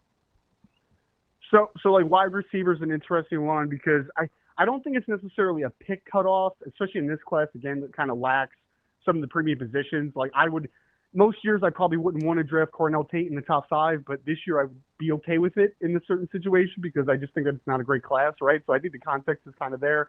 But like to your question of valuing guys like as first round players, for instance, I'm a big, and I've learned this from a couple misses early, is I value different points of separation. And what I mean by that is I think when people hear the word separate as a receiver, they think of guys that are great route runners that can, obviously get in and out of their breaks and they snap it off and they create that easy separation in and out of breaks. I think that there's different types of separation. Like there's obviously that.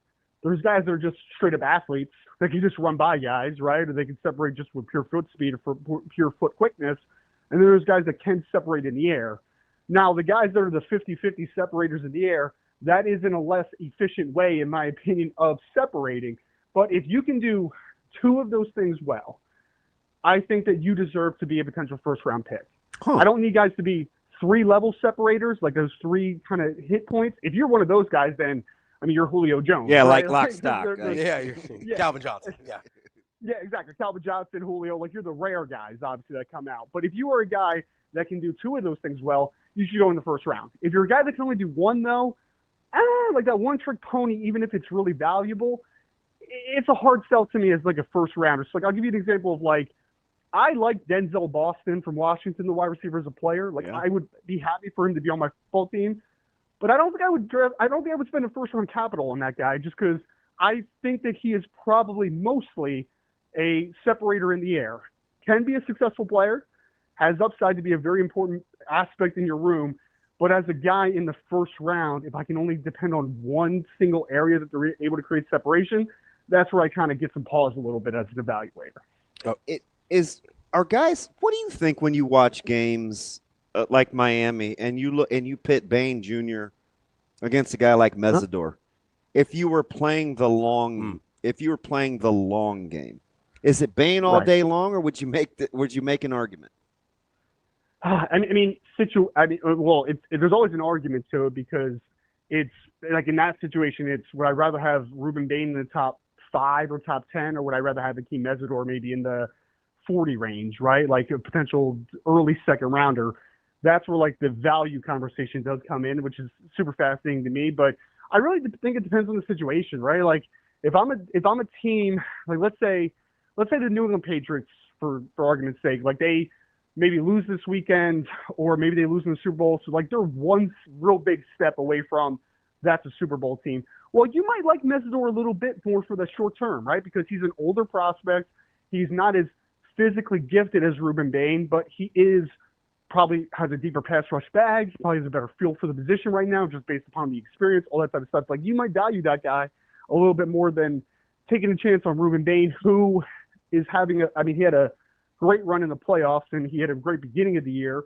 It was a little bit up and down in the middle, but he's more of a player where you need a creative mind and a guy that is able to utilize him well, because there's a debate around the NFL still of what's the best alignment, what's the best position, what's the upside, and he is going to be a historical outlier from his body type perspective. So there's going to be a lot of debate, and there should be debate, like Ruben Bain could end up being an outlier in the good way of like that guy, even though he has shorter arms, he has a really funky body type for the defensive end position, he's the guy that made it work, right? Like he could be that guy, or you could look back and say, man, history really told us that body type doesn't work for being a top 10 pick. Like that's not what that guy tends to be. So there's a little bit of an upside gamble with a Ruben Bain compared to a Mesidor. Like Mesidor's ceiling is not that high, but his floor is extremely high. Like he's a professional pass rusher. You know what I mean? So the value of where you're drafting guys, I think, makes really unique conversations. But I mean, if we're just comparing 1-to-1, you're going to take a chance on Ruben Bain, obviously, because he just has a little bit more twitch, a little bit more bend. Like he just has more of those athletic gifts compared to a Mesidor. Are you a Peter Woods guy? It's such a loaded question. I mean, I love Peter Woods' 2024 tape. I thought it was really, really good because, I mean, even though I didn't love Wes Goodwin as a defensive coordinator, you saw that, like, Peter Woods could do so many different things. Like something happened at Clemson, clearly. Yes. Which is so weird, right? Because, I mean, that team imploded, but in theory, you're like, you went from Wes Goodwin to Tom Allen. It's like that defense should be better, schematically better. Like, it should be better, But for whatever reason, all the defensive players regressed. I mean, they did. I mean, I guess you could say Avion Terrell didn't regress. Like, he was still a good player, but like Peter Woods regressed, T.J. Parker regressed. Like, there was regression all over the place for that defense, which is just really strange. But I still buy into the ball of chaos, the explosiveness.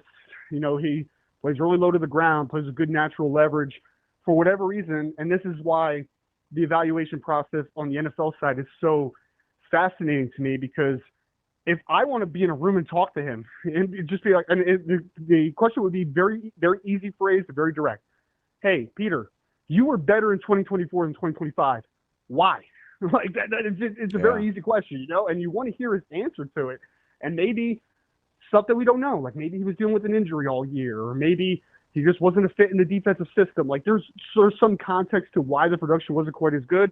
But in this class, again, I still buy into Peter Woods. I still think he's the best defensive tackle in this class, but he's not the top 5 pick that I thought he might be going into the year. He's probably more somewhere 8 to 14 or somewhere in that range. But I still like the player a lot, but I do want to investigate and figure out exactly like what happened in 2025 at Clemson. Okay, Ryan, I want to go back to Miami, Indiana here for a second, because we talked about this kind of going into the game, coming out of the game, about the talent level differentiation there. Obviously, in the recruiting rankings and things like that, Miami blew Indiana out of the water. It seems like, at least in the mock drafts that I've been able to find, that gets much closer and maybe even in favor of Indiana when you get into who's going to get drafted this year. When you looked at those two teams on Monday, who did just off your pure eye test and what you do for a living, who jumped out as you as like, that team has more talent? I mean, Miami had more raw gifts for sure, but I picked Indiana because I think they're the perfect example of when it's close enough in talent, coaching matters. You know what I mean? And it's no disrespect to Mario Cristobal. I think Mario Cristobal did quite a good job with Miami this year, but Curt Cignetti is, I mean, outside of Kirby Smart, he's probably the best in the business. And I think you could even make an interesting conversation now after what you just saw that, like, is he the best in the business? You know what I mean? Like that was a team that was built off of experience, solid tools, but they were just so consistent. I mean, they were like one of those teams where you're just like, are they elite in any one area? I mean, obviously you could say like the quarterback was elite. I mean, he won the Heisman, so like he was elite. There was a couple spots where you're like, okay, that's borderline elite. But for the most part, they're just kind of good to very good everywhere. You know, where it's just like, they might not be elite at linebacker, for instance, but it's like, is Aiden Fisher ever in the wrong spot? It feels like, outside of, you know, Mark Fletcher's one long touchdown run in that game. So I just think that they're a team that is, and it's going to be a fascinating conversation because I already saw people posting like, you know, their blue chip ratio, the number of 5-star, 4-stars comparatively on the roster, all that type of stuff. Just because one team is an outlier doesn't mean that it's the rule, obviously. And I do think that we have a little bit of that. And we'll see kind of what happens next with the NIL era and the transfer portal, just kind of leveling the playing field with a lot of people. But I really just think it was a testament to what Curt Cignetti was able to do. It was like, I'll even give you an example, like real quick. Pat Coogan, who's the starting center for Indiana this year, he was at Notre Dame. And so I watched every snap of Pat at Notre Dame because I am a Notre Dame guy, right? And Pat Coogan was a solid player at Notre Dame, but he wasn't that good. Like, he just wasn't, if we're being honest with ourselves.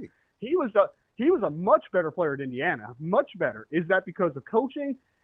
Is it because he was just more comfortable? Is it a culture thing? Like, I don't know exactly what to pinpoint on it. I kind of tend to think that it's probably a little bit of everything, right? But for whatever reason, he found his spot and he played the best football of his career. And you have to give a hat tip to Curt Cignetti because that culture, that development, that coaching staff was all designed and created by him. So, I mean, he did a tremendous job of getting the most out of players, which I think is ultimately the number one job of coaches, is to make your players better and to get the most out of them in the end. Archie, let me get you out of this since it's right in your backyard. What kind of testing or athleticism will we see from Jeremiah Love? Oh, it's going to be pretty silly. He's one of those guys that I always joke with him and his dad, like, he's that kid when you grew up where you're just like, you know, you had to be a try-hard guy and really work at everything. And then you look over at the one kid who's just like naturally good at everything, just based upon God-given talent. It kind of pisses you off a little bit, you know. Like that's Jeremiah Love. I mean, he was a state champ at the 100-meter in high school. When he was out of St. Louis, Missouri, and I mean he ran like 10.5, 10.6. and guys, like, no, like, I'm not being like over the top on this. He did track to stay in shape. Like, he wasn't really a hardcore track runner. Like, he wasn't there to win state championships. He won state championships because he's a freak. Like, and that's all it is, right? So he's going to be 210 to 215 weighing in at the combine if he chooses to test there or at the pro day, whenever he chooses to test. He's going to run at least like 4.42 or something, but he might break 4.3 something. Like, he's incredibly explosive. All his jumps will be good. He's the real deal from an athleticism perspective. Like, he's just naturally one of those kids, and one of the nicest kids I've ever talked to off the field. But he's just one of those kids that he's going to do well athletically with anything that he is prepared and trained to do, because he just has all those natural gifts that you see on the field every Saturday. So, full disclosure, really good relationships with a lot of the guys at Notre Dame. Coached and played against Xavier Watts, really good, close with the Rezaks. They talked to me about Love's personality and like his social skills, and they're curious to see like how that will come across in the NFL. He's pretty good natured apparently, and a little different. But how do you think that will play when in interviews? Yeah, it's going to be fascinating, and there's going to be what I'm getting at. You know.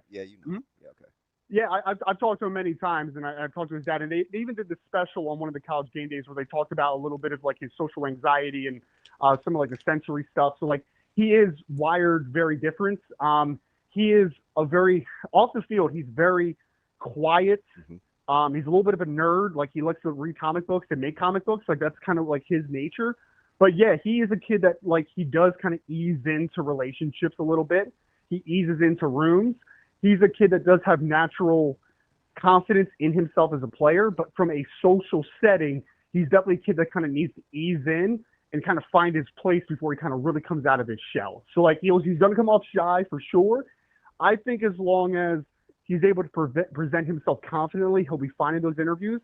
But absolutely, like, there's going to be some teams that are going to, I mean, because like some of those, I mean, when they go to like the combine or, you know, a couple of those other spots, like they only get like an abbreviated amount of time with these players. So if you don't get a lot out of Jeremiah Love in 10 minutes because he's not comfortable, there's going to be some teams that are come out there and be like, I don't really know if like I love that personality, you know, like it definitely is kind of unique in that sense. But I think doing the research, they're going to see like he doesn't get in trouble. He's a great kid off the field. He's got good reports from his teammates and his coaches.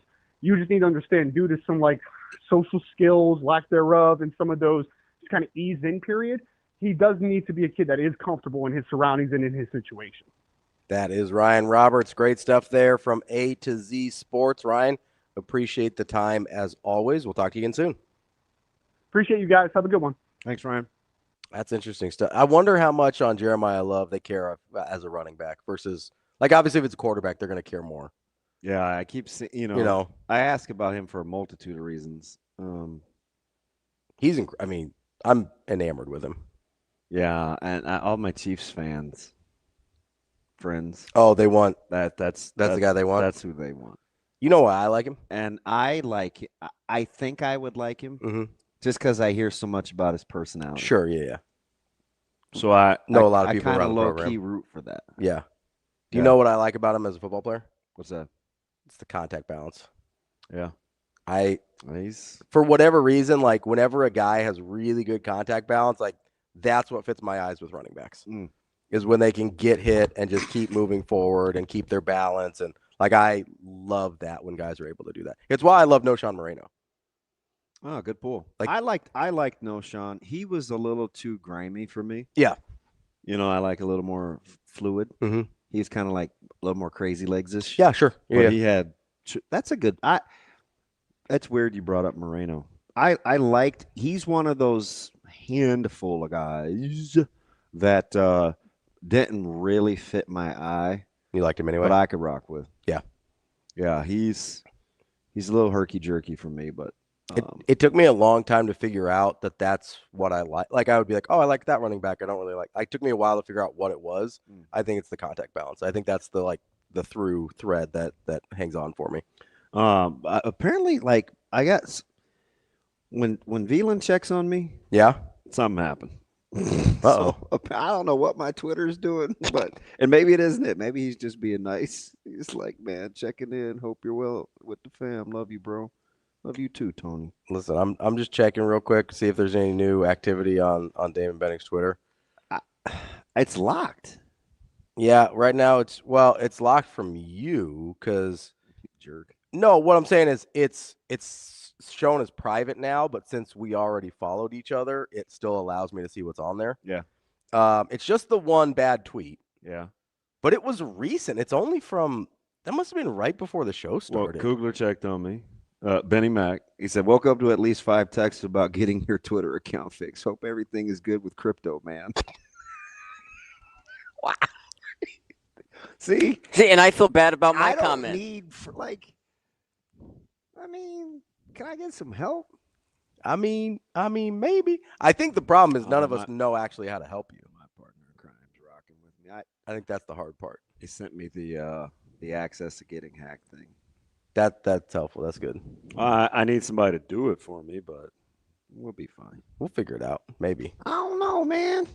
I'm not good at this stuff the way you think I am. I don't know where I would have got the fact you were good with this stuff. Well, probably because my dad does it. Well, you think it runs in the family. Weren't you in the fraud prevention stuff? Yeah, but that's not cybersecurity. Those are very different things. Oh, sorry. I'm like a data analyst. You're like it's not the D word I thought you were going to say. A devoted co-host? What sounds... Yeah, that. Oh, okay. Yeah. We're going to talk to Brian Edwards coming up next. That's DB. I'm Ravi Lulla. It's Hurrdat Sports Live. If I make it through this season with this group, it's going to be a miracle. We were obviously fortunate. We had some crazy lineups out there that haven't been on the floor together this year. And to find a way to win without Jason. Owen's home sick. Not an ideal game for him to be sick with Jason's injury.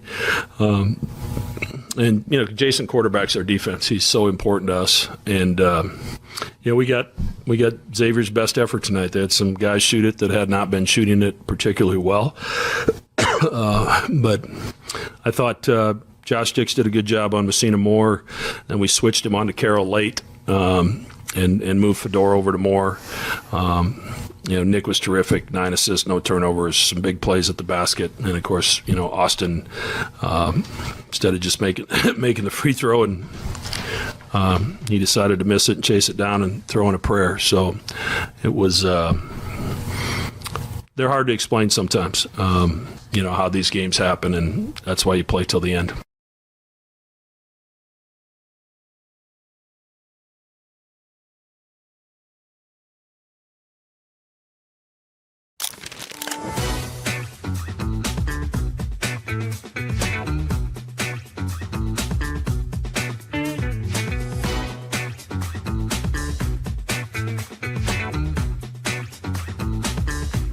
I think it just reinforced what, we're always teaching guys to wrestle till the last second, keep scoring late.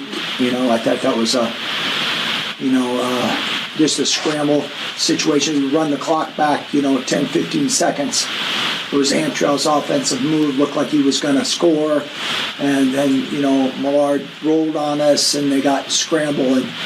And then, Antrell came up on top. And so just, he just kept wrestling, kept fighting. And, Antrell's, is a tough man. And we knew that. Just, it's in a big moment, just, wrestling until the end of the match. And, just wrestles for her team, There's a big difference when guys are just wrestling for themselves or they're wrestling for their team. And I think, that's a really good element we've been trying to emphasize.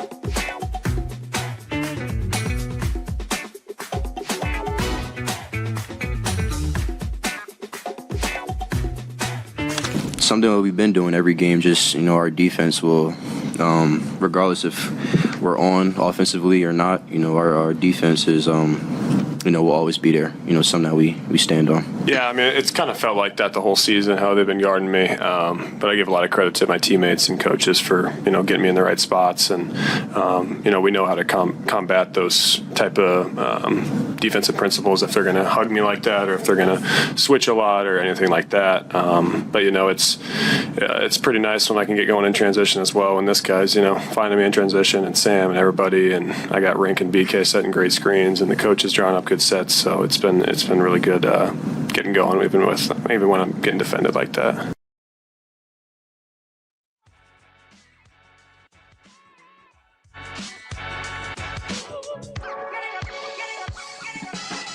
You're listening to Hurrdat Sports Live. Now, Vegas insider, senior handicapper, and fan of the cold Budweiser bottles, Brian Edwards. It's got to be touchdown, touchdown, touchdown. Brian Edwards. I don't really love it. Brian Edwards. The way they're using the cream cheese to butter the bagel. Brian Edwards. I'm going with the cowgirl. Here is Brian Edwards.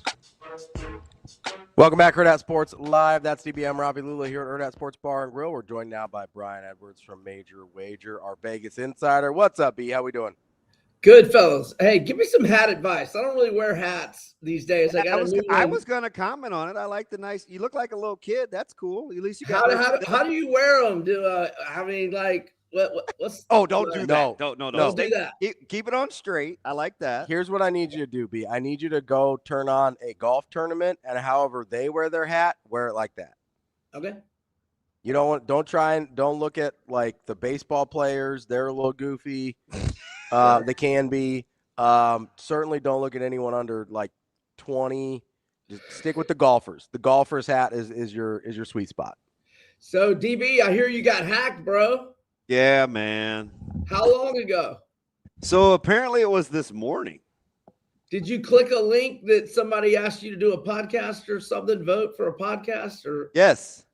Okay, that's what. So whenever they hack mine, like all my DMs to like every single person that follows me, there's that. Like if I go up. Yeah. So Ben Harstock, who I've done a lot of radio with, asked to vote because he was nominated for an award. Don't do that. That's where they get you. Damn it. That's where they get you. That's exactly what happened. That's exactly what they were sending from my DMs to other people. Hey, please vote for me just real quick. Only take a second. Some nonsense. Oh, that's rough. That blows chunks. Look at you trying to be a nice guy, vote for your friend. What a piece of poop. Hey, it's not funny. I know. I'm sorry. I shouldn't be loud. I'm not laughing. You're right. I'm not. I'm sorry. Hey, so I just dealt with this. I'm the last person should be laughing. So I can get it back at some point, right? Hopefully, yeah. Yeah. All right. Because I have somebody significantly smarter working on it, i.e. Sasha. So it took me several weeks. What? Okay, I'm looking. Yeah, they've got the similar. Yep, you're pimping out some crypto stuff already. I see. That's awesome. That's awesome. You don't understand how hard this is for me because I have to focus. I don't like focusing. I already multitask in my head. I'm in a pissy mood. I get hacked, and I have to talk for a living. I want to just shut it down and go mind my own business. Do I need to grow up, B? Rough morning. You'll be all right. You're going to make it. Hey, how about that backdoor cover on Nebraska last night? Horrible unless you bought the hooker, right? Like, doggone it, man. The worst, one of the worst covers ever. And then Nebraska's like fumbling with the basketball the last couple of possessions. I was didn't close real strong. I was like, yeah. Well, it was like 16 with like a minute 20, right? You felt decent? I felt really good. I felt really damn good. I felt really good. Now, I can't complain too hard because I had them in the first half as well. And then when they kind of fell down, I don't know, it was like 8-7 or something. I got them in an even better line in the first half. So I kind of broke even. But I mean, I was looking for, because I hit Grand Canyon late. I was fortunate to get that, but it would have been a really nice night if Nebraska hadn't gotten backdoor. Yeah, in a random, and I watched it just because he's a huge Nebraska fan, and he told me, he's like, Nebraska, this is his rationale. He's like, Nebraska going to Evanston and like basting those guys by 20 is better than you think, right? Mm-hmm. It's kind of shown me maturity in your program, this, that, and the other. You went out and laid the wood like you were supposed to. And he said, hey, check out tonight. Northwestern's getting 6 at USC. That's as free as it gets. Just watch. Wire to wire, didn't they? I mean, I watched some of it. And they won. Yeah. On the road. Yeah. So you know what makes that crazy? It's not 2025. That was the last time Northwestern did this, and he called his shot. It was amazing. Absolutely amazing. It was the same guy that I told you picked up on the tendencies of that random fight. Yeah, the fixed fight he was talking about it like 5 days ahead of time, right? Yeah. I was like, wow. He's pretty good. He's on it. He's pretty good. Stays on it. Yeah, Who's he like in UFC this week? I'll ask. I'll say, got any tendencies? Called for the outright Northwestern win, and certainly the freest of the covers, and they won. Northwestern actually looked like they had an offense. I don't know how much Northwestern Nebraska you watched. That team couldn't throw it in the ocean against Nebraska. And Martinelli doesn't have a lot of help, but the guys around him played all right. Dude, he was playmaking last night. He looked pretty good. Like they had an answer, and then SC would drive me crazy. I don't know about that coaching change because I don't know. That team was disjointed at best. And they got talent too. Although I don't love Arenas like everybody else does. That's but sort of always the deal at USC, though, isn't it? It's like, oh, I like a few of their guys. I don't like how they play. Right. That's been like that for years. But, Tim Floyd days. I'll say it's been like that for like 4 coaching staffs. Like decades, yeah. Hey, are you laying in the cut with your Gators? Because I know I am. That's going to be we've got Zay Brown has emerged now. Boogie has a post. A poll. Man, hey, grab that future ticket. I mean, should have grabbed it weeks ago, but it's still 15-1, and I don't think anybody's got anything for us. We'll see. Oh, now that's a little fast. I love. Nobody in the SEC's got anything for us. I know that. I've been honking for Florida for 2 months, and even I wouldn't say that. But your front line, I mean, just pencil the box score in. They're going to do what they do. When you get help and consistency in the backcourt, holy smokes! If you narrow it down to the SEC, I'll buy that. If you narrow it down to SEC, I think you can buy that. Do you know who else I like though, Brian? Who? I like Houston. Yeah, no, you told me that last week, and I do too. I mean, obviously, we were fortunate to get past them last year, so I know they've got some new pieces, but they've got a lot of the old pieces as well. Sure, they can score now. Do Flemings. Flemings is tough. Ooh. I just assume not see them because I know they would love to see us. I just assume avoid them if it's all the same to you. I love the us-we thing, man. You're an absolute gem. And speaking of which, did you take personal feelings out of your capping this week for UFC? Well, no, never with Derek Lewis. It's just automatic. He's plus 200 or better. I'm in, period, till the end of his career. So, I mean, it's worked very well forever. And, I mean, look, I'm looking right at Waldo Cortez Acosta, his opponent right now. I don't see any names that he's beaten that impress me. Not one name that impresses me that he's beaten.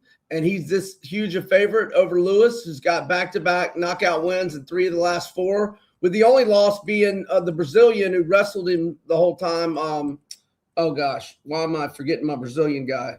You know what I'm talking about, the grappler. Pereira? Or on the card this week? No. The guy who's like the contender, but that lost to the guy that Lewis has knocked out twice. Oh gosh, why am I drawing a blank? I'm You would be bad at those description board games if we were partners. Here, I'm getting his name right. I feel like your clues are. I don't know, man. That was bad, but here I got it coming right here. Almeida, Jailton Almeida. That's Okay. Fair enough. Can I ask you one more question before we get to like the card? Sure. And although you did get into the Black Beast, but are you in on Sean O'Malley? I don't know about this fight, man. I don't know. Here, let me look at the props to win by KO, because I'm definitely not laying -210 against Song Yudong. All right, here's the props here. Let's see. O'Malley inside. Oh wow, inside the distance is +275, and where's his to win by knockout? To win by knockout is also +330. Well, okay, so I didn't know that it was that generous on a knockout, so that maybe does pique my interest a little. All right, so you teased this last week, well, a couple weeks in a row, because I'm not very patient. I've been asking about 325 forever. I know you're going to be all in on Gaethje. That's your guy. But that's just you understanding that he's always got a chance, or are we being biased here? Well, I think I was saying for the last week or two that my brain says Patty just because Father Time's undefeated.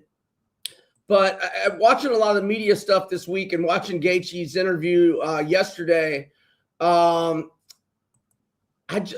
look at Patty, I mean, none of his wins are over. I mean, he beat a fading King Green and Michael Chandler and Tony Ferguson, and then most people thought he lost the Jared Gordon fight.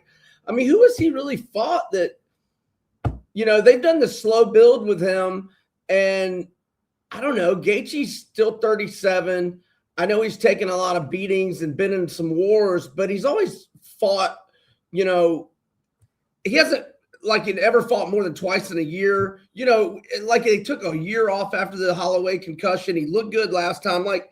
And I just don't think Patty's ever been in there with anybody like him. And I'm getting +200 odds. So I'm not saying risk a lot, but yeah, I'm rolling with Gaethje because of the lack of big time guys that Patty's fought. He's going to be in there with Justin flipping Gaethje, and he never been in there with anybody like him.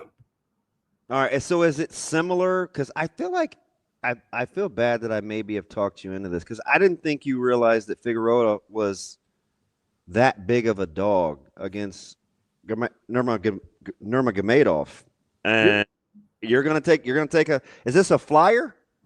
Dude, 900 underdog of a guy who's a former champion and is very slick and is good all around. I mean, I know Nurmagomedov is going to have the advantage if they go to the ground. Look, I totally plan on losing this bet, but I don't mind losing it. A +900 dog of a guy this good in Figueroa, I got to take it. I mean, just small change. I mean, nothing I'm going to lose sleep about.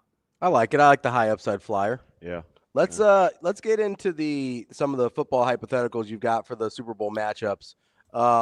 Which ones are most interesting to you? I know you're kind of keeping an eye on Seahawks Broncos this weekend. Yeah. So I'm sorry, guys. 1 second. I'm getting there. I'm just telling you, looking at this deal, the line says play Denver all day long. I concur. How do you not just hammer Denver? Stinky cheese. Oh yeah. Stinky. So listeners, have y'all told them about these lines? Here, I'll just rip them off real quick. Yeah. So this is from the Westgate Superbook. They might be off a half point from whatever FanDuel and DraftKings have, but it's Seahawks 8.5 to the Broncos, total 41.5. Seahawks 3.5 to the Pats, 45.5. Rams -9 to the Broncos, 45.5. Rams -3.5 to the Patriots, 51.5. I think now, obviously, I haven't seen Stidham, play, but we've got the history of Peyton being good with backup quarterbacks. I think Bridgewater went 5-1 with the Saints 3 or 4 seasons ago. God, there was another backup he had success with. Well, I guess Taysom Hill had some starts, but was he there when Jameis had a nice little run at? Yeah. Yes. Jameis had a nice little run with him. Yes, there you go. So Yeah, but look, I have been ice cold in NFL, as your listeners probably know, and I have no feel or confidence right now. In terms of these hypotheticals, though, Broncos +9 to the Rams, and Broncos +8.5 to the Seahawks, that looks attractive to me. As for this week, I'm leaning Seahawks and I'm leaning Broncos, but I haven't bet either. And again, I don't have a whole lot of confidence. I may sit it out and just do something live if I feel good about it, or I may just sit it out and not lose for one weekend in NFL because I've been getting blasted the last couple of weeks. Let me ask you real quick on that. It does. How much of a red flag is it to you, as DB was talking about? Those future lines are 8.5 and 9 for the Broncos, but it's half of that this week against the Patriots. It's not like the Rams or the Seahawks are that much better than the Patriots. Like that's huge red flags, right? But the Broncos are at home though, and Patriots are coming into altitude. And even back in the Brady days, Patriots one week of film on Stidham versus Super Bowl prep too. Fair, it matters. Yeah, okay, that's another good point, Damon. That is a really good point there. But I'm leaning Broncos. Look, I can't stand Sean Payton. He used to be down here all the time where I live, and me and him got in a little verbal tiff about my Falcons koozie one night at the bar. Unbelievable. So I don't like the guy, but I respect him. He's a hell of a coach. What were you drinking, Budweisers? Like what? Of course. He was drinking the diesel. Of course. So we won't get into that whole thing maybe off the air sometime. Anyway, I respect the hell out of him as a coach. He's a hell of a coach. So I kind of just trust him. You don't know how bad I need a follow-up to you arguing over a koozie with Sean Payton. Yeah. No, he was the one that got bent out of shape about it. Wow. And he started going on and on about the Julio Jones trade and gave me his scouting report, all this, that, and the other. He was wrong. The Julio Jones trade was a great trade. Unbelievable.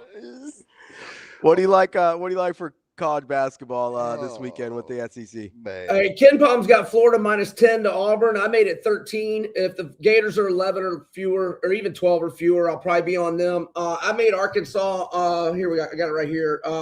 I made Arkansas 13. Ken Palm's got them 9 at home to LSU. I'll lay probably 10 or 11 or fewer with Arkansas. And I think Vandy's ready to bounce back at Mississippi State. I made them. Oh wait, I'm sorry. Never mind on that, because Ken Palm's got them -8 to Mississippi State. I think that's too many on the road.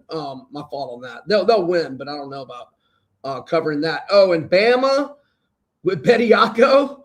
What is going on with that, man? I want Kyle Trask back then. Can I get Kyle Trask back? He's barely played in the NFL, right? What the hell are we doing here? He hasn't played in 3 seasons. Bull. You could probably have Anthony Richardson back, too. You want him? Yeah. Why not go? Yeah. I'll take AR back. Why not just go get like Dean or somebody? Spurrier ran him off in 94. Oh, well, listen, Spurrier probably couldn't play as a freshman. He's probably got a year left. You want him back? No. I hope he's 80, man. Listen, I have my eye on the Chambliss situation for a reason, man. We got to have a cutoff somewhere. Yeah. You know what I mean?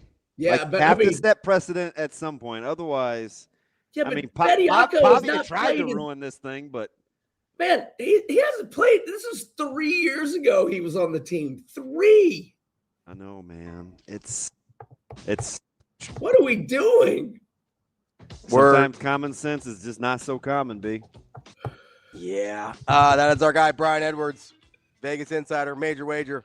B, appreciate the time as always. Hey, pull that hat down just a little bit so your hair's not showing. Listen, B, there you go. I love the hat, man. There you go. I like it. You do you. I'm trying to help.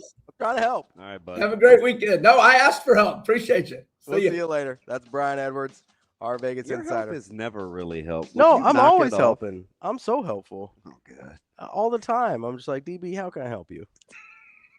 That's what I do. What a condescending Richard. That's why I did some investigative reporting for you yesterday. I thought you wanted to know. So I was trying to help out. Seemed like you needed some additional information about that situation. We're going to talk to Michael Bruntz next, Husker 24/7. You're on Hurrdat Sports Live. I just told the guys in the locker room, everybody's got to be ready. Braden's given us a lot, obviously, this season on both ends of the floor, and everybody's got to be ready to step up in his absence and contribute. And I thought guys did that tonight. I thought Jared gave us some good minutes. I thought that lineup with Kale in there at the end at the 4 gave us some good defensive versatility. And, we've got guys that I think with everything that we've done are built to play big minutes. And we're going to have to probably change some things in practice now. And, we get pretty physical with them at times with when we have to. But you may have to change that up a little bit now, especially, we got 2 games here in obviously a very short amount of time, heading into a really tough Minnesota team on an early game on Saturday, so we won't do a ton of live reps in practice the next couple days, and then we got another 2-day prep after that. So, we'll get through it. Next man up mentality. That's how it goes in this business, and I'm confident in that locker room.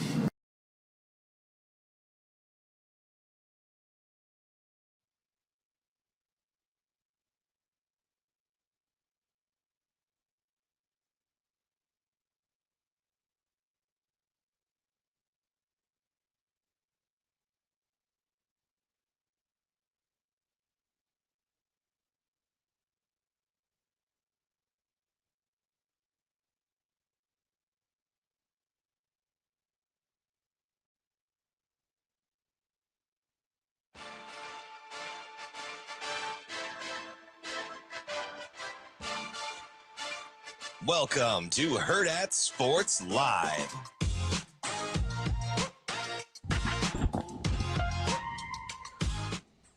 Welcome back, Hurrdat Sports Live, presented by Next Gen Mail Medical. That's DBM Ravi Lulla here at Hurrdat Sports Bar and Grill. We are joined now by Michael Bruntz of Husker 24/7. Bruntz, what's going on, bud? How we doing? Not much. How you guys doing? Good, very good. It's be one of our few guests that now has an adjective, and synonymous with his name. Very Bruntzian. Oh, it's a very Bruntzian thing to say. I was afraid of where you're going to go with that. There's a lot of adjectives out there. I didn't know what he was talking about. I know.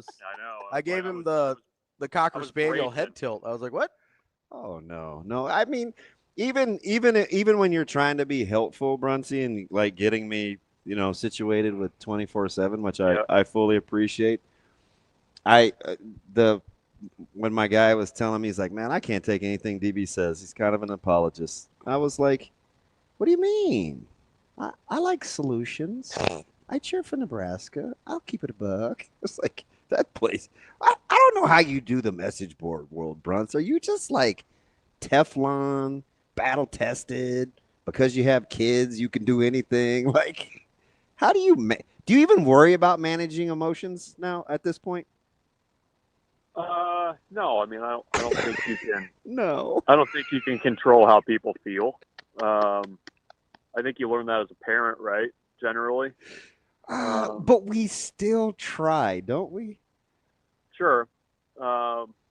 We try, but I don't know. I mean, it's. But Daddy, I don't want to. I also get it.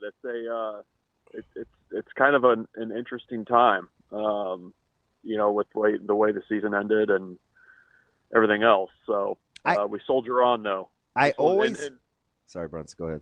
I was to say, but and Hoops is doing us a big solid. And we can't even be nice with that. We tear down one sport to cheer for another. It's like, why are we're screwing that up?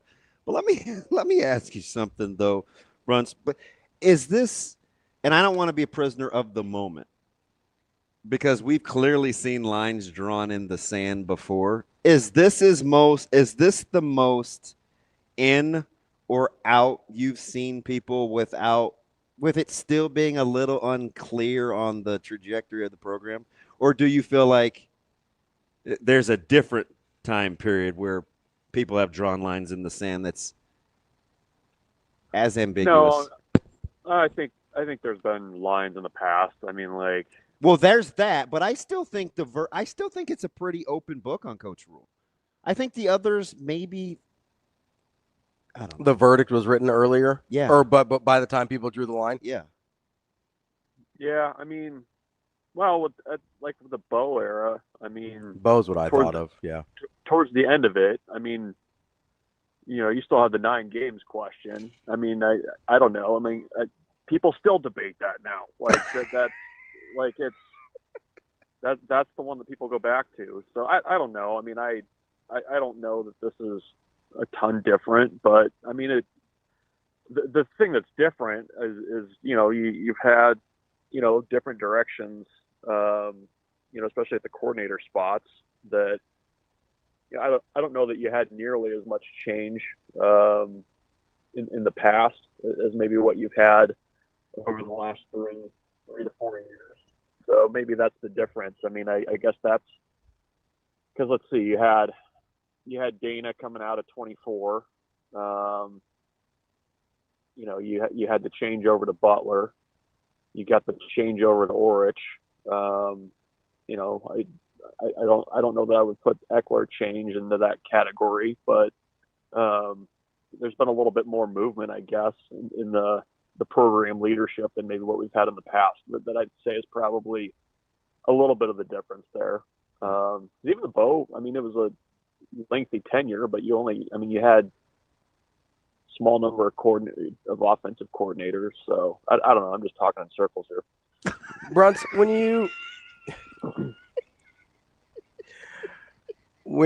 can I just say something real quick? Yeah. Bruntz is a guy that has been known to just have some random thoughts. I think it's okay.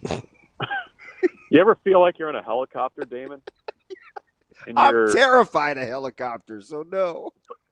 Well, you're kind of flying it, and you're trying to get it on the ground, and you just keep circling a little bit.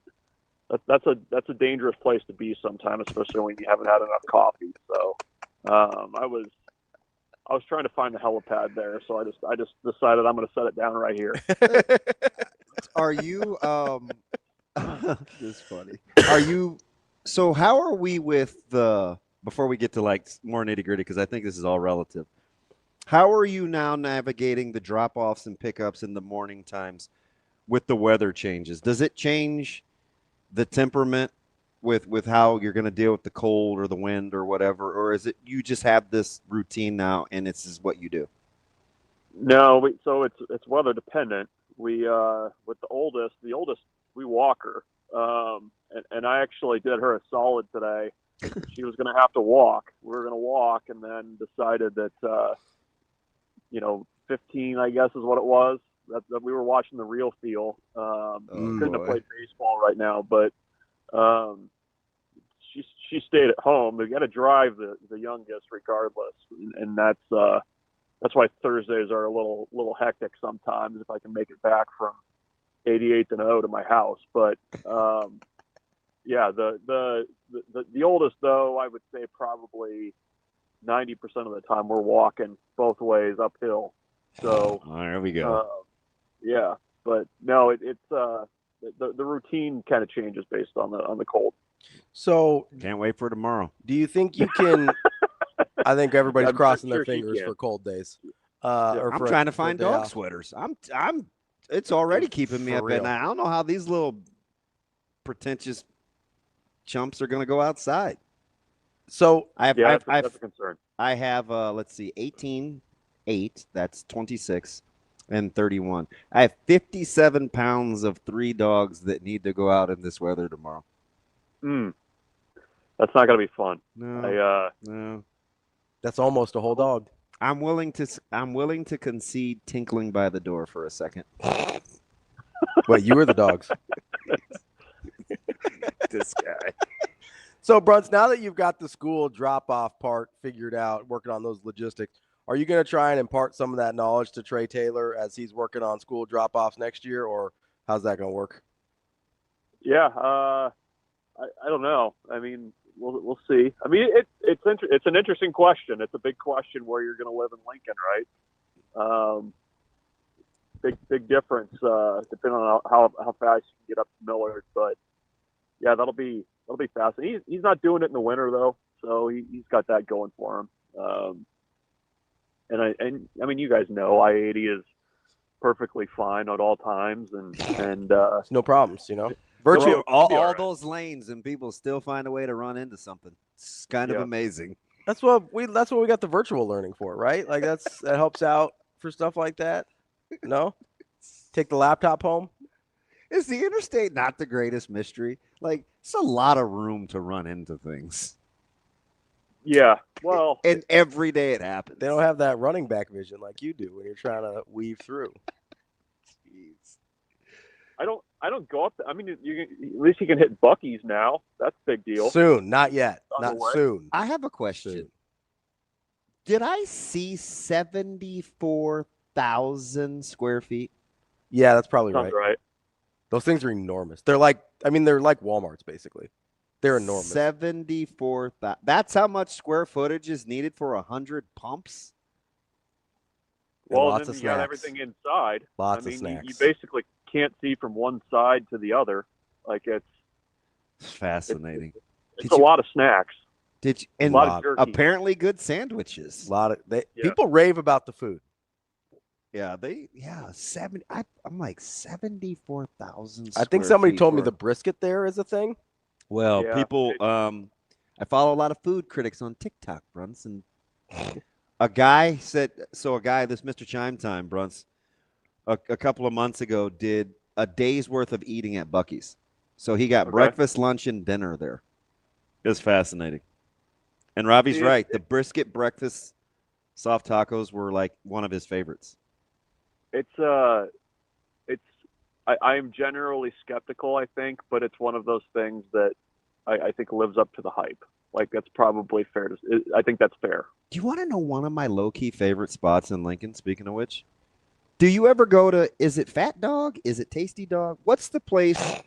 It's not funny, Ravi. It's kind of funny. By the airport. It's right behind the McDonald's.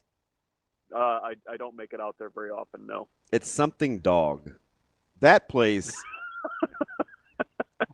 Careful. It's fantastic. Oh, okay. It's really big. It has the kind of I was gonna say the meat that I like, the kind of jerky, the beef sticks, the snacks. It's open a long time. Like I had to take Benny Mac home from one of our road trips, and we stopped there to use the restroom at like 1 a.m. Like it is very user friendly. That's good to know. I think it. What is it? Is it my? Kobe insists it's Fat Dogs. Is it up Dog? It's called Fat Dog. I'm telling you, man, it's pretty legit. Bruntz, you're not gonna pull that one over on me. It's not Up Dog. Okay. This is Fat Dog. Yep, Fat Dog. Fat Dog. That's a lot of these people are in here are smarter than me. Even though Alex continues to hammer me over my Subaru. That was a pretty funny one though. No, dude, he's a trip. Bruntz, let's talk a little Husker basketball. Obviously got the win to go to 19-0 last night. I felt like maybe I'm reading too much into this, but I've been asking people which part of sort of this Husker season is chalked up to different facets. And one of my options was, Hoiberg's minutes becoming scalable, rink mass taking a leap, Jamarcus Lawrence's improvement from last time he was at Nebraska to now, and then Braden Frager. And I felt like last night I got my answer with the Braden Frager injury and kind of how things looked afterward. Am I reading too much into a small sample size there?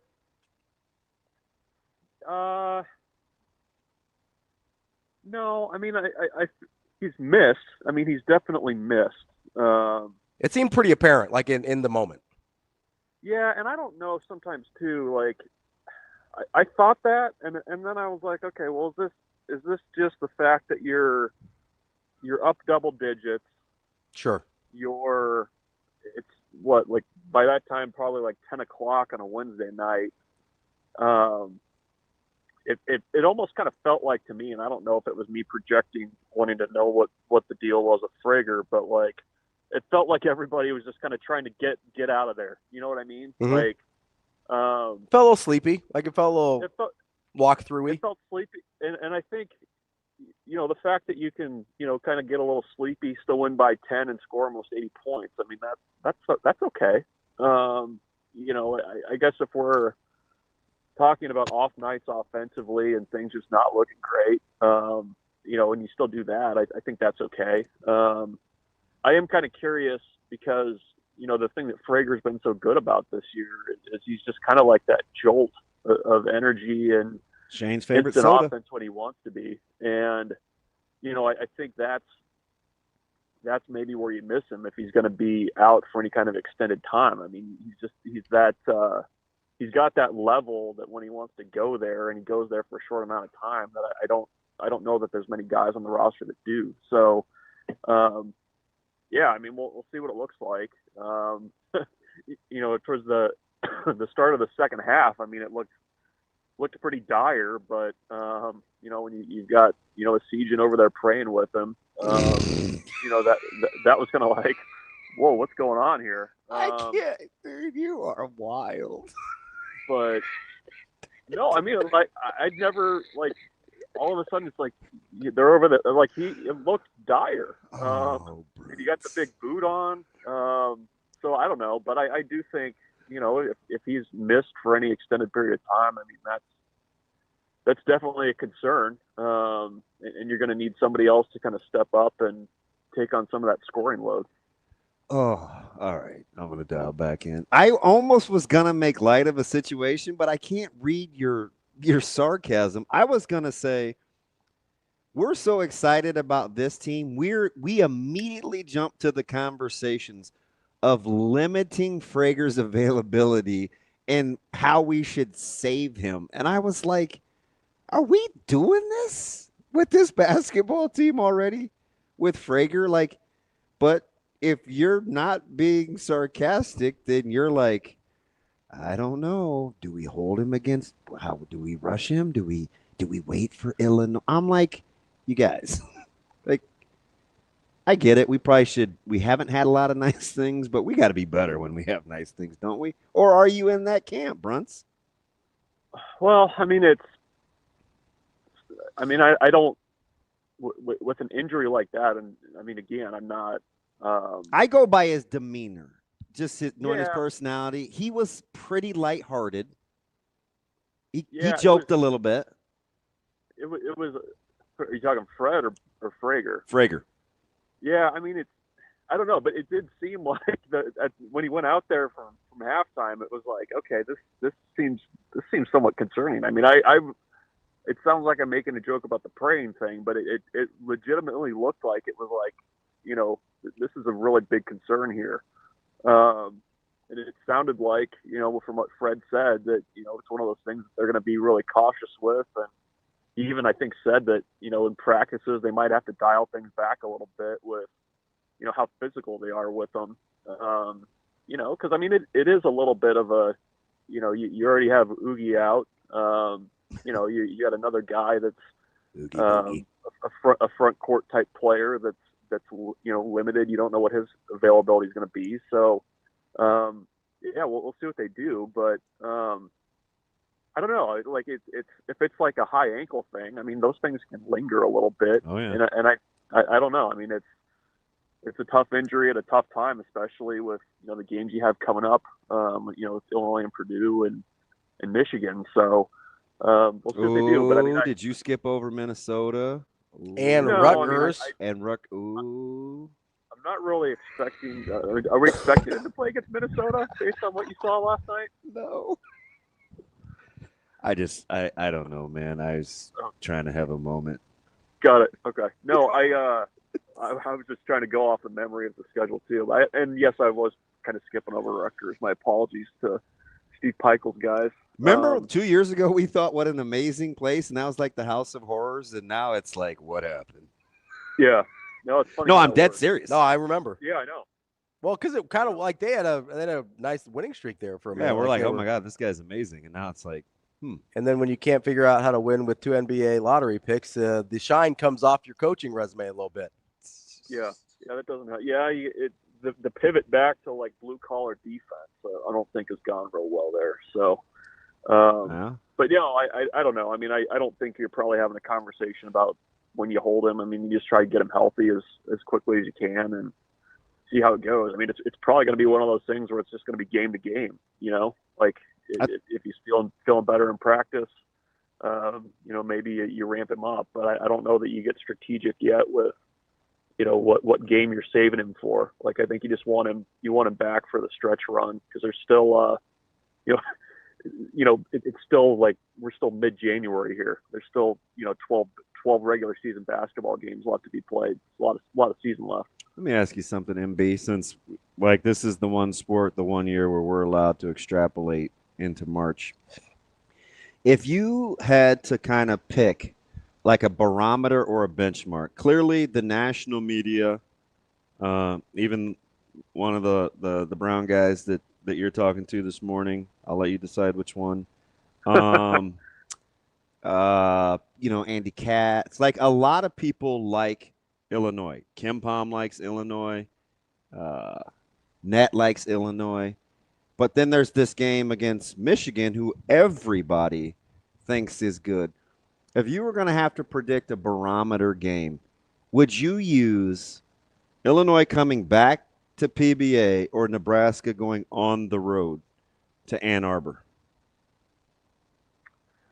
I would probably say Illinois at home. If you can do it twice there, or beat them twice, I mean, I think that would be a pretty big deal. Because what are Illinois' losses? Nebraska, is UConn one of them? Yep. And then who was the third? It was Alabama. It's Bama. Yeah, they got out. Yeah, they got boat raced in that one. I mean, I don't know. I mean, I guess if you're going on the road in the Big Ten to play Michigan, I mean, is that a game that you're expecting to win? I don't know. Yes, Wisconsin wasn't. The metrics are not in Nebraska's favor, at least, to say that like you should be expected. I mean, if you win that game, like I think that's going to finally that should finally, I would hope, kill any of the is Nebraska actually good type questions that are still a thing, I guess. But are people still asking that? Yes. I mean, I think you're still seeing it with some of the seedings that they're and the conversation around Nebraska. I mean, even Nebraska is a solid 2. It's like, well, but the schedule, is going to catch up to them. Like, you still see that. It's kind of like parenthetical. Okay. So I don't know. I mean, I think I would see sweeping a team like Illinois as more of a more I guess kind of a validation of the win in Champaign, even, because I think even in that game it was dismissed a little bit of like, well, Sanford just went absolutely blackout from 3 in that first half, and that was a big reason. Like I just that one to me feels like more of a barometer type game. Michigan almost still feels a little bit like a bonus, like because I guess I don't take for granted winning on the road, in the Big Ten. So I'll say Illinois. I mean, don't look now, but Sanford's kind of just been doing that. I mean, he's got like 80 some points in his last 3 games, and he's shooting 42%. Well, how about the 2 misses he had in a row from 3? And it certainly didn't deter him from the third splash that he hit. He was like, never has. Yeah, that air ball came out kind of hot. The other one from the wing, that kind of rimmed out. Let me give this one more try. Splash. We'll figure it out. All right, back to 16. Like, he's fearless, man. Yeah. No, I think he's like everything and that you would have hoped for and more. And I think, I don't know, you saw it a little bit at Iowa, but I guess the edge that he plays with, I guess that's been kind of not a surprise, but I think it's been kind of the nicest bonus out of that get out of the portal with him. Is just he's just such he's a guy that other people can follow. Well, I think the versatility of his offensive game too is I think way bigger than people gave it credit for, myself included, coming out of Iowa. Not DB. DB knew. But when it came down to like, hey, one of the in-state programs is going to get Josh Dix and the other one's going to get Bryce Sanford. Oh, we argued over that. I think a lot of people remember that. Yeah, I think a lot of people were like, "Oh, well, Dix is the better player," and Sanford certainly had the better year. Yeah. Well, I was trying to defend myself with a bunch of hoop heads, the Jacob Padillas, the Matt DeMarinis, the Ravi Lullas. Your boy was getting crushed, Bruntz. I needed somebody to tag to, and I didn't have a partner. Well, you would you have been my partner? To run in from the ring, run in and stop the match. I do. It's interesting, kind of just seeing the conversation around him when he committed versus now. Like I think you're right, Ravi. Like he's much more of a well-rounded player, more athletic, more aggressive, I think, than kind of what he was, the box he was put into coming out of the portal. It was like, oh, this guy can shoot from the outside, but is he athletic enough to guard? You know, can he rebound? That kind of stuff. And I think that's the all-around kind of polish to his game, I think, has been the biggest surprise, I think, this season. Have you upped your winter gear for to attend spring ball? Are you well equipped? Hats, scarves, gloves, mittens. Yeah, well, that's baseball covering weather, so it's it's kind of the same thing. Dude, how about their first couple of days outside compared to now? It's like backwards. That would be that opening day out there with the soft ground will be like their warmest day until March. It doesn't even seem right. Yeah, no, and it was the first day. It wasn't like they were out at that new facility out off of Cornhusker. Were you getting blown over? No, it was like perfectly calm. It was weird. Like it was really eerie how calm it was. But I'll be fine with spring ball. But it's I don't know. I mean, I don't mind just kind of getting it going. Let's just do it. May as well. How's your scarf game? Is it pretty stellar? I don't think I'll need a scarf. I think I'll be okay. Or no scarf, no ski mask. I'll be wearing sleeves. I know that much, but I don't like the ski mask. I don't like my nose covered. You know, if I can help it.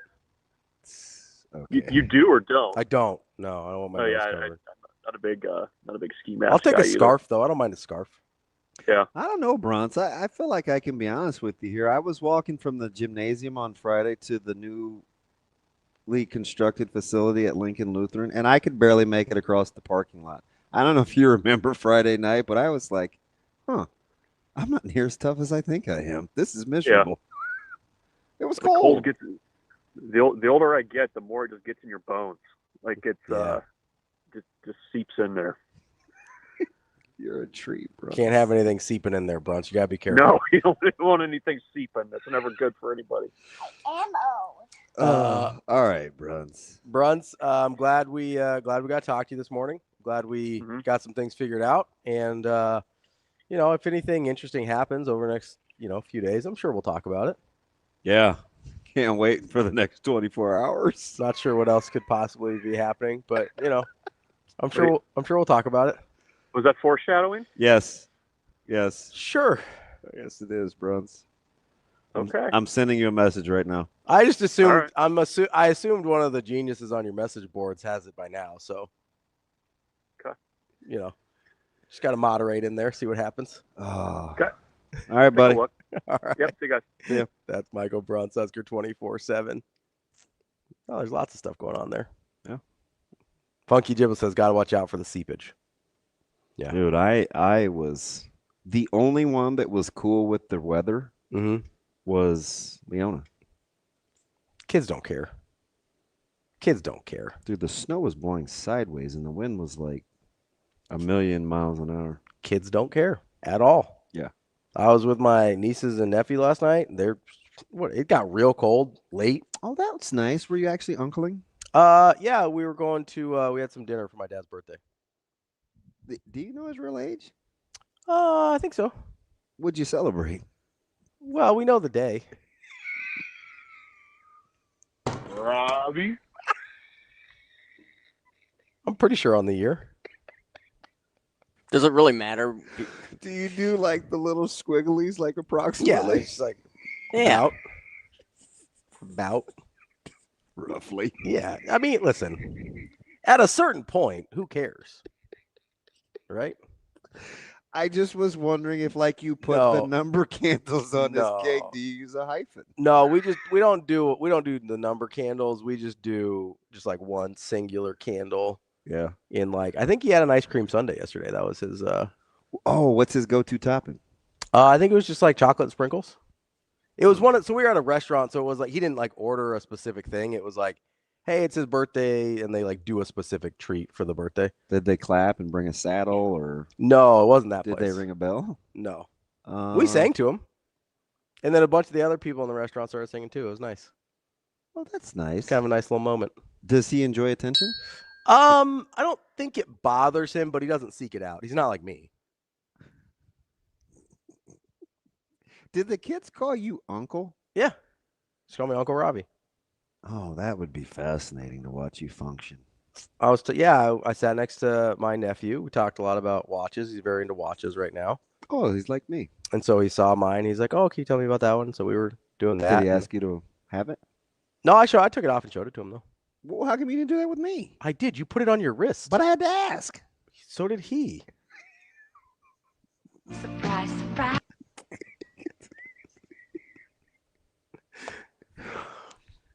I'm not just like, here you go, guys. What am I doing?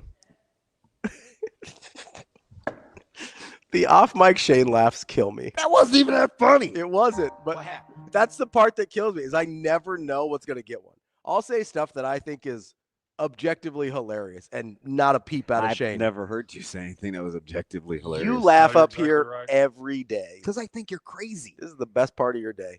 Actually, Bruntz did kind of change my mood. I'm waiting for Sasha to give me good news. But the funniest part is because I never know what's going to get some sort of reaction from Shane. That's why it's fun for me. Shane's a dummy.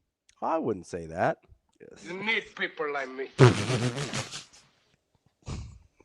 And put a horse head in your bed, Shane. You need people like me so you can point your fucking finger. At the bad guy. Jeez. Wow. Wow. Well, he has a potty. That's the wrong movie, though. He has a That's potty. not the Horsehead movie. No, I know. I'm just saying, yesterday you said it was Scarface, then you said it again today, so I thought maybe you're getting confused. Listen, I need a lot of things. I don't need you managing my I'm just trying to help. My verbiage. I'm trying to help. No, you're not. I'm always trying to help, DB. That's all I'm here for. Whatever. Kobe, he's such you're not getting your account back. He did bring up a good point, though. If you have other accounts with that password, go change them. Like if you use the same password on other accounts. I can't remember what it is. I've had that one since forever. Okay. Especially if it's like a bank or anything, like change those immediately. Because like once that word is compromised, you're like you got to change them all out. Just so you know, just giving you a heads up. That was Kobe's suggestion, and he's right. Dude, is this like Fear Factor?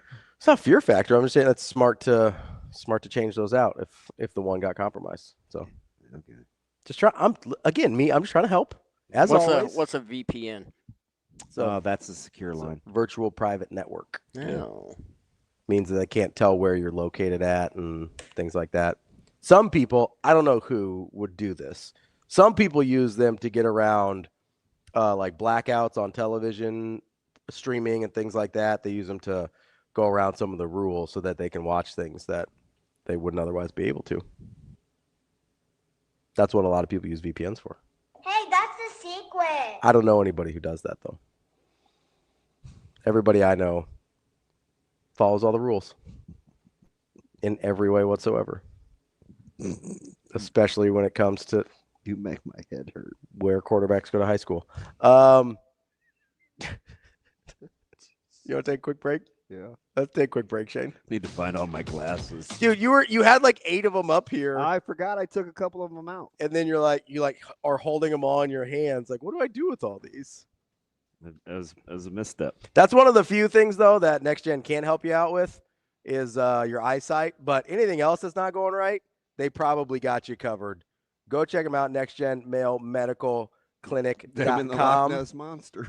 Well, you might be looking like Nessie. You go over there feeling energetic, feeling, manly. Or if you're a woman, they've got things for you as well. Peptides, vitamins, whatever you need to get feeling right. Next Gen Male Medical has you covered. We'll be right back. More Hurrdat Sports Live. I just told the guys in the locker room, everybody's got to be ready. Braden's given us a lot, obviously, this season on both ends of the floor, and everybody's got to be ready to step up in his absence and contribute. And I thought guys did that tonight. I thought Jared gave us some good minutes. I thought that lineup with Kale in there at the end at the 4, gave us some good defensive versatility. And, we've got guys that I think with everything that we've done are built to play big minutes. And we're going to have to probably change some things in practice now. And, we get pretty physical with them at times with when we have to. But you may have to change that up a little bit now, especially, we got 2 games here in obviously a very short amount of time, heading into a really tough Minnesota team on an early game on Saturday, so we won't do a ton of live reps in practice the next couple days, and then we got another 2-day prep after that. So, we'll get through it. Next man up mentality. That's how it goes in this business, and I'm confident in that locker room.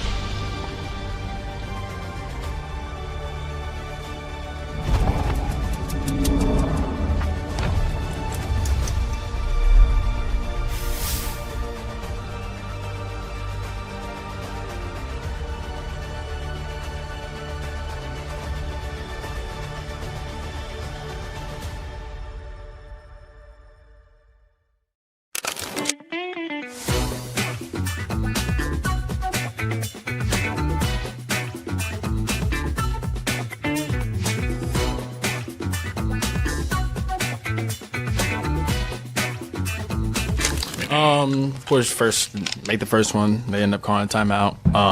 So low-key got iced a little bit. But come out of timeout. Shot it. It felt good, but it looked a little long, so I was just going to chase after it. I saw it bounce right. Kind of took it from 0.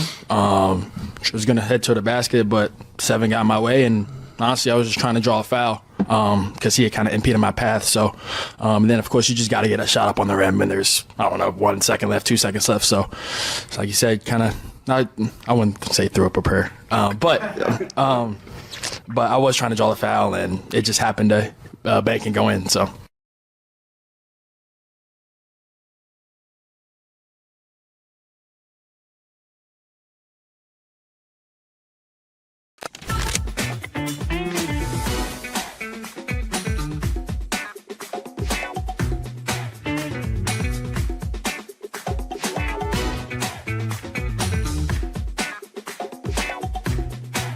Yeah, I'm proud of our guys' effort. I thought, we're still, and it's not an excuse. We lost another guy this week, Wesley Yates, on Monday, and just a basic non-contact rebound drill. But I love the fight of our guys. I thought, to have this many freshmen playing against a team like Nebraska is right now, they're playing as well as anybody in the country.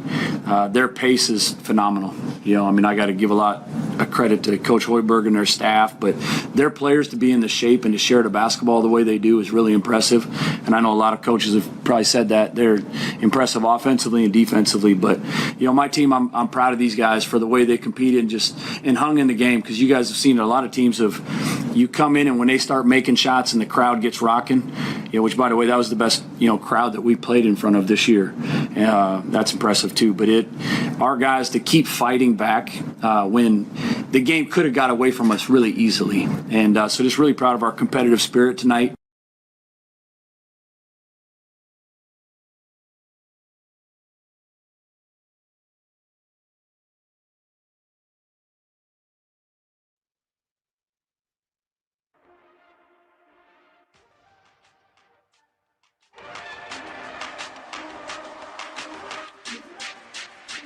You're listening to Hurrdat Sports Live.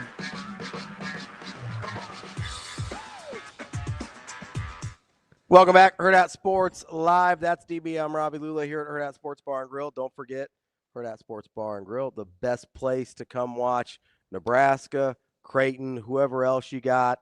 You know, we got Nebraska, Iowa wrestling this weekend. What are you going to watch this weekend, DB?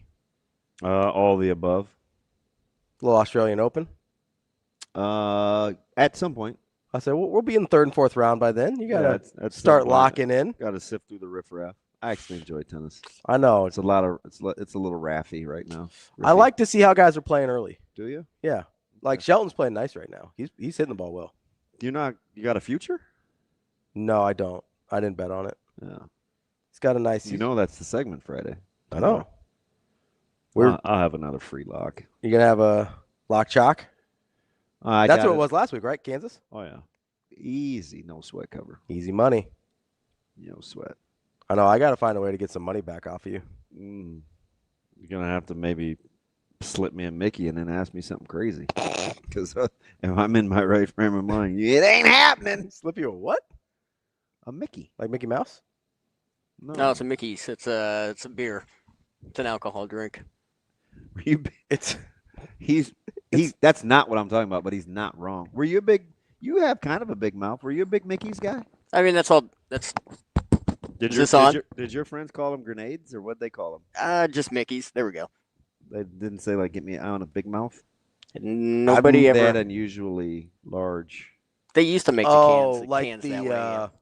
Yeah, kind of like they used to the 1 liter. Yeah, they called them grenades. Used to have they do kind of look like grenades. They're green. I see. Yeah.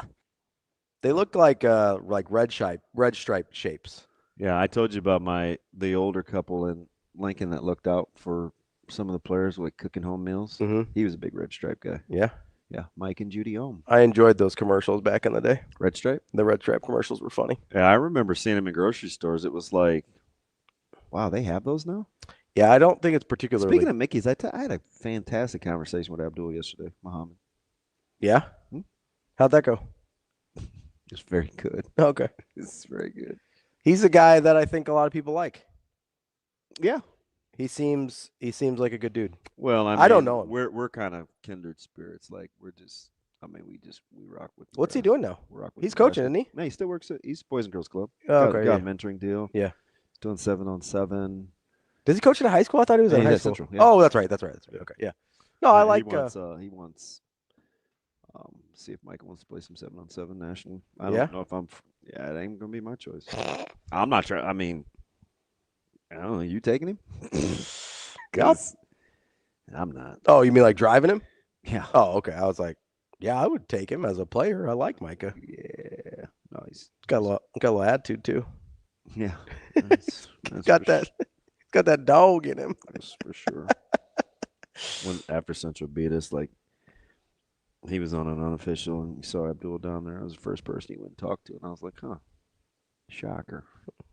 He's like, man, game recognizes game. They just beat us. Yeah, and all right, buddy. Does he know Abdul pretty well or no? Okay. He was a part of that homegrown program. Oh yeah. So he likes Abdul a lot. That's fine. Listen, he's got like somebody. Hey, you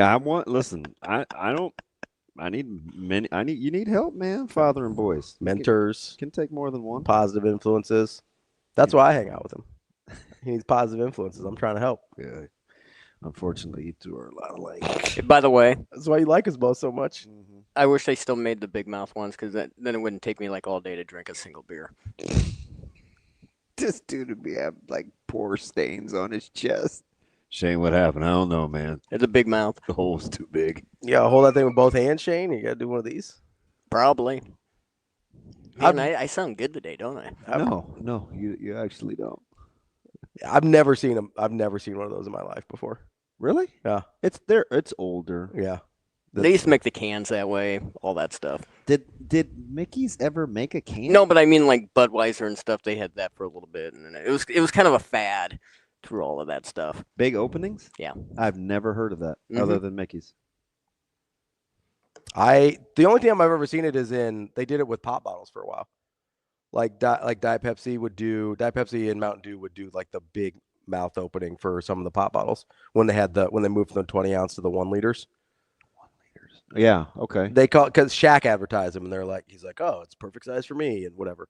There's a low budget convenience store by me. kind of in Shane's old apartment area. You don't have to say it loud. Oh, I can say 50th and Dodge. No. And they had 1 liter ginger ales. Oh, that's a lot of ginger ale. Oh, just down the street? Nice. No, it's not. It seems like a lot. 1 liter? You ever had a tummy ache?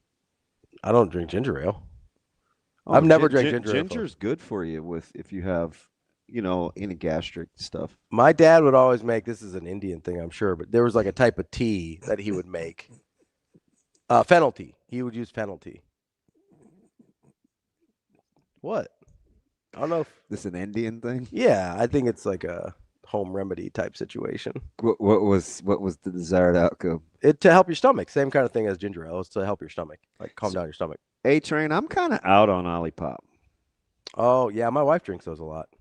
I saw a. I'm not even gonna say the fruit. There was a particular flavor that I liked, and I tried it, and it was not good. Is it the flavor I'm thinking? Knowing you, there's going to be 2, and it's not purple. So what's the other one that you think I tried? I don't want to say. Yeah, it was watermelon. That's You're a jackwagon. I didn't say anything. Is that the one I'm thinking of? Because I laughed at Indian tea. Yeah, you said it. I didn't. Well, yeah, I don't know. So the Olipop, I wasn't getting the true flavor, and I was fooled because I did try some of. Zoe had a cream soda like a year and a half ago. There's some of the flavors, and I thought it was amazing. Some of the flavors are really good, and some of them are a little more hit and miss. The watermelon was not so much. I'm like, this tastes like really bad Mucinex. Which one was that? It was watermelon Olipop. This was literally 3 days ago. Yeah, I don't think I've had the watermelon one. Yeah, they had the grape one is pretty good. It is. I've had that one. It's pretty good. Isn't it hard to screw up grape? I don't know. Some people go a little aggressive on it. Here's my problem with most of those like offshoot sodas is most of them aren't strongly flavored enough. Like if you want a soda, you're asking for a lot of flavor there. This isn't a flavored water or something like that. Like if I'm cracking open a can of soda, I want like a lot of flavor. And a lot of them are way too like faint for me, and it just tastes like sparkling water. Like, if I wanted sparkling water, I would have bought sparkling water. What are we doing here? Yeah. Do you know? Oh, Spindrift is tough. The lemon lime Olipop isn't bad. So I used to buy what Haas is talking about in bulk at over here at Costco. It lasted like 8 months. The Spindrift? Is that what you're talking about? I've never had that. I've never heard of that. What is that like a soda offshoot? Yeah, I think I got it from my mom, maybe. The idea. We were just, banging for buck and stuff like that. And I'm like, I would have one like once a month. Some of the flavors were so bad. And they always give you the bad variety pack. And, of course, one of them was grapefruit. No bueno. Yeah, grapefruit. I'm not a grapefruit guy at all. God, it sucks. Not even a little bit. It absolutely sucks. Yeah, I don't like grapefruit. There's some flavors I'm just going to be out on. Like, I'm just not dealing. I'll be honest, I don't mess with mango that much. Me neither. I feel like people are doing too much with mango. I was at a convenience store yesterday, and everything on the table was 50% off. Oh. I went for pistachios. Okay, more your wonderful pistachios? Yes. Okay. And did you get a flavor or just regular? I got chili. Okay. And I got cracked pepper and sea salt. That's one you said you liked a lot. Yeah, cracked pepper, sea salt. I had a big chili. Yeah. And you plow through that thing? What pronoun did you use? Plow through that thing? You? No. Your buddy. Micah? The whole bag. It was in the top of his trash bin day before yesterday, and I go, you just had the whole bag of pistachios? Yeah. And he's like, yeah, it just didn't seem like it'd be your thing. Well, whose is it? Like, who bought it?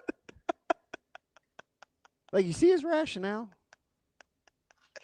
That's 100% I didn't think about it. Now I'm trying to come up with an excuse to not be in trouble. I just see this great big empty. Who eats one? That's a lot of pistachios in one night. That's a lot in one sitting. But what I was gonna say is the table that had 50% off had a lot of This is for Kobe, by the way. There you go. Who had a lot? It had a lot of like old alcohol. Some things I'd never even heard of. Yeah. Like they had this beer. Is it Pezoni? They had those 6-packs. They had like regular. Oh, Modelo. are you talking about Peroni? I don't know. Is that what it is? I think so. It's like an Italian. It's green? Yeah. Okay. Yeah, I think it's with a Peroni. white label? Yep. They had spiked. They had all sorts of stuff. It was all 50% off. And one of the spiked lemonades was mango. And I was like, that can't be good. Yeah, I don't. But I did. So. I thought of you. I'll be honest. I do like some of those spikes. Like I like some of that spike stuff though. I pretended to understand you one day. Yeah. And now I know what you were telling me. About what? Shelled. Yes. Pistachios. Yeah. Yeah. So pistachios without the shell on them in packages are called shelled. Right. I went along with you even though I thought you were full of crap. Yeah, they're called because you took the shell off. Yeah, they've already been shelled. Yeah. I was looking at them in bulk yesterday, and it said shelled. And I go, oh, that's what he's doing. Because didn't I just kind of nod down? Yeah, you were kind of like, what are you talking about? Yeah. You kind of. I was like, no, the ones without the shell. You're like, yeah, shelled. Yeah, because they shelled them, right? Yeah. But no, I do. It can be confusing because it's like shells or shelled. Yeah. So like I understood the confusion. I went along with it because I was just trying to. Sometimes you're nice to me. It just didn't seem like one of those where I needed to go in. You didn't want to die on that hill?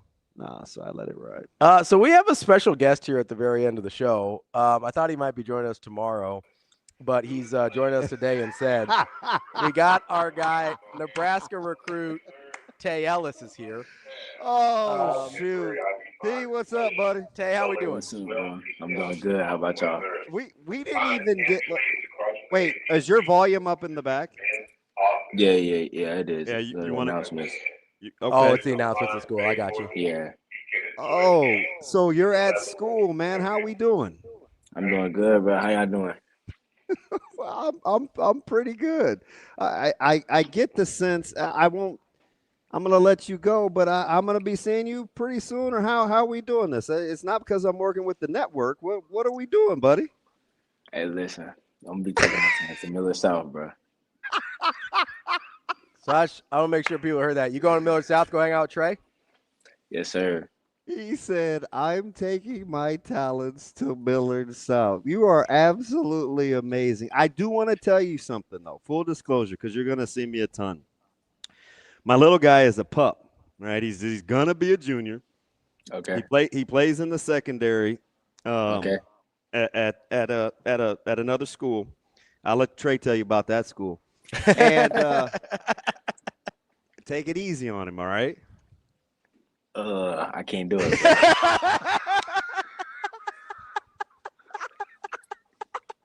All right, so listen, champ. Walk us through the decision, man. You obviously want to be close to Lincoln. Like, how did so what happened? Did you get a text or did he call you? Oh, Trey? Yeah. Yeah, bro. He was like, "Oh, well, we've been having it like in our heads for like a little minute. Going into this year, meeting Trey and like building a foundation with him, building our like chemistry, like that was like very different. I think like it was second to none. So, when you talk about getting us together in high school and playing together and building that chemistry early, I mean like that's just different. Like I don't think like not too many big time guys like me and him do that. So. Us doing that would be like generational.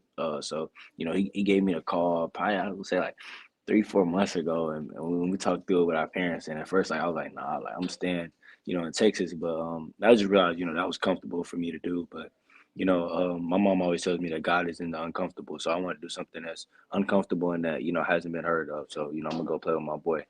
Hey, how are you feeling about the weather, man? People always ask. My mom is from Houston, and people always ask about commits and when you come and how's the weather, right? Nebraska fans, it's always like, oh man, how was the weather? I don't want them scared off.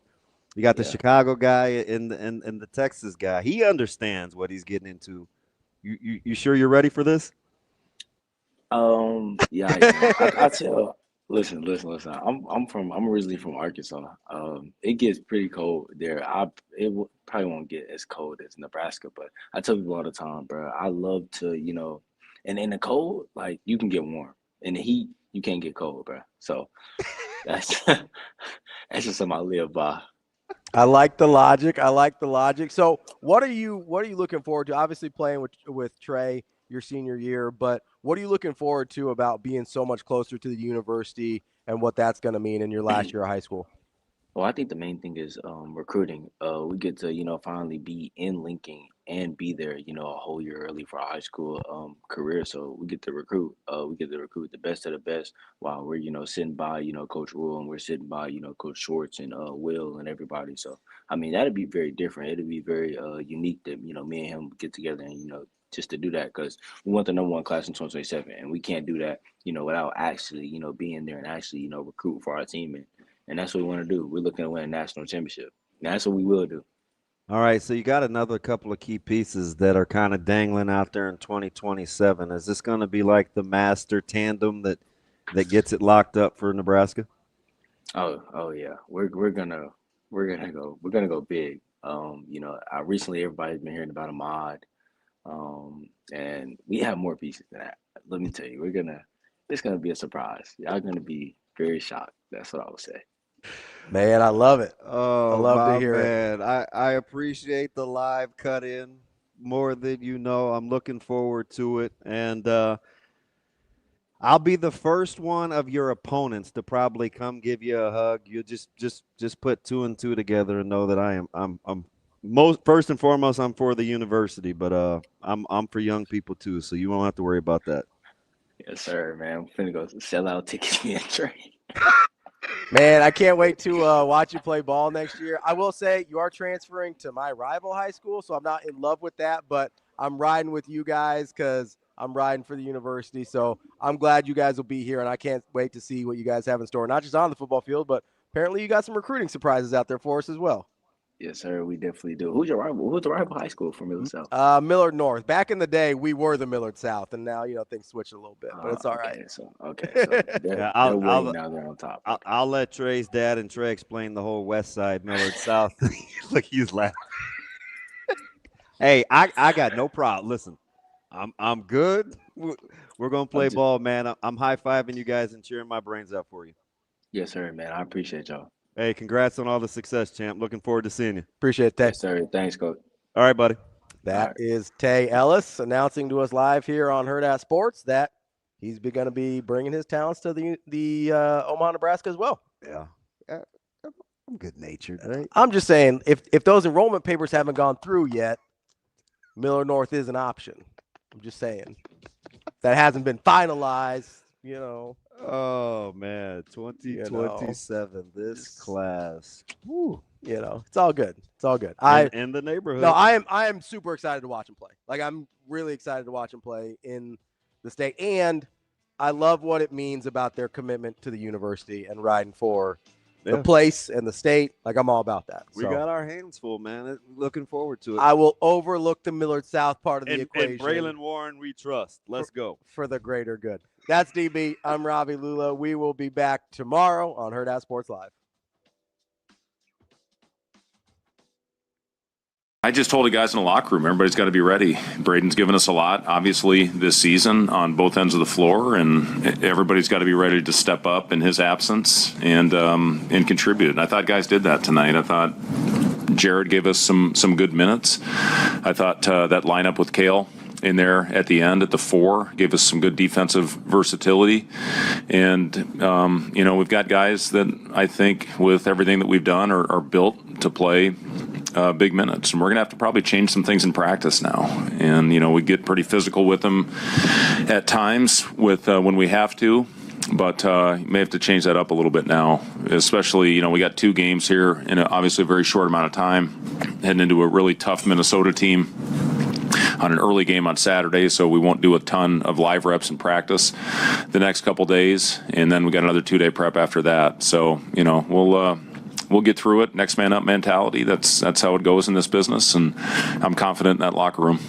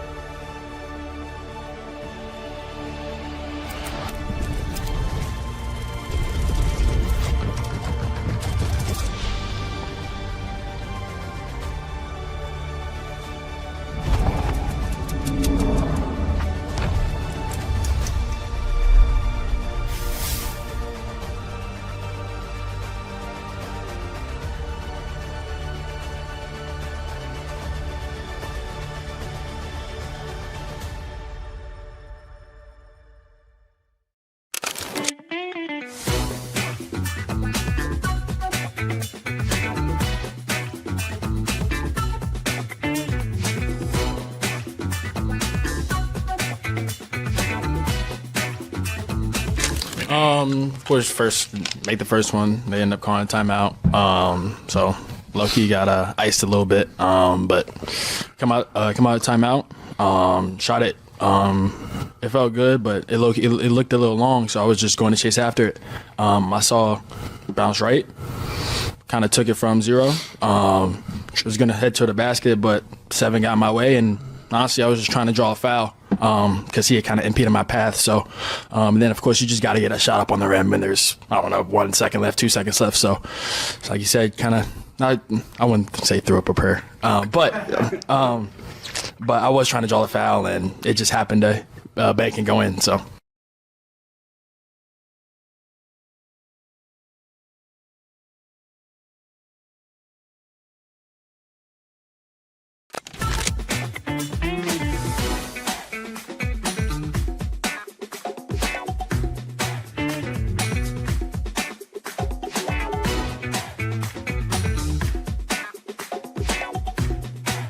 Yeah, I mean, I'm proud of our guys' effort. I thought, we're still, and it's not an excuse. We lost another guy this week, Wesley Yates, on Monday, and just a basic non-contact rebound drill. But I love the fight of our guys. I thought, to have this many freshmen playing against a team like Nebraska is right now, they're playing as well as anybody in the country. Their pace is phenomenal. I got to give a lot of credit to Coach Hoiberg and their staff, but their players to be in the shape and to share the basketball the way they do is really impressive.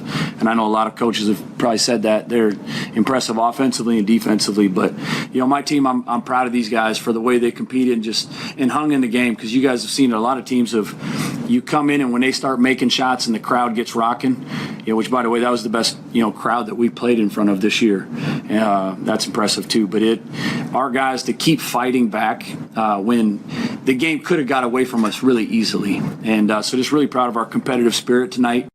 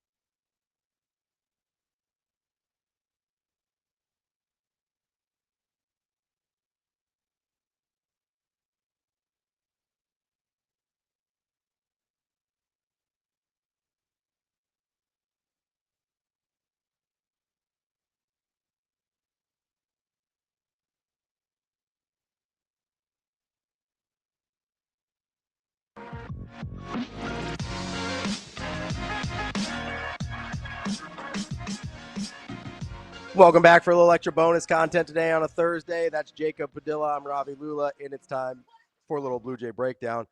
Some good news on Blue Jay breakdown today, coming off of a 94-93 win over Xavier and I'm going to call it a buzzer beater. I know there were 6/10 left, but the buzzer did go off. And it was before the buzzer. And it did beat the buzzer. 6/10 before the buzzer, but it still beat the buzzer. Still counts. Buzzer beater by Austin Swartz. Jacob, how are we doing today? How you feeling? A little late night although it was a 6 o'clock tip, not terrible. Yeah, no, I was very grateful for the 6 o'clock tip. Better than Nebraska's beat writers last night.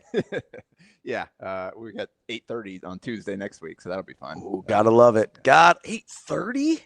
That's the Marquette game, it looked like. Good Lord. What are we doing? Yeah. But first off, awesome play by Swartz, but I think we saw maybe the best pass I've ever seen that didn't amount to anything last night. Oh, at the 6/10? Yeah. Yeah. Like, go. I tweeted out, John Bishop's put it out. Just if you missed that play, just go look at the throw that Roddy Anderson III made. Oh, yeah. Dead sprint to his right, jumping in the air, chucking it down court. Literally put it right next to the rim. It was, I mean, we got a little Caleb Williams action there from him. I think the only reason he might not have made it is because his teammate was in the way, right? Yeah, two guys go for the ball because the pass is so perfect. And Creighton, I will say, did not defend it super great. They definitely dodged a bullet. But... So I had flashbacks, just terrible flashbacks to Marquette. Yeah. And Martin Krompel not being able to get a hand on the ball, Marquette getting the ball back, having a 3-point shot go up with like 4/10 left, which I still think was after the buzzer. It was. And so I Creighton fans have a little PTSD with these types of situations. Well, the funny thing is my head went exactly there. The first thing I was like, 0.6, they can't do anything with this. Although it wouldn't be the first time. I was there sitting in the same end zone. I was like sitting above the student section there, just in the crowd for that one. But yeah. So we've definitely seen some doozies in that building, and fortunately, this one went Creighton's way, and they certainly needed some 100%. good fortune on the court because they have not gotten it from a health perspective lately. Oh gosh, yeah. I mean, so Freeman was out. So I was told that he had practiced really well and was going to be back in the rotation, and then he shows up and looks just like dead for their meal practice or the illness or whatever. Yeah. Okay. So sick. Didn't practice on Tuesday. They listened to McQuestion. Wasn't at the arena. Just too sick to even be there. And then you got with like 4 minutes left in the game, Jason Green, Xavier reaches in. He gets fouled in the bonus.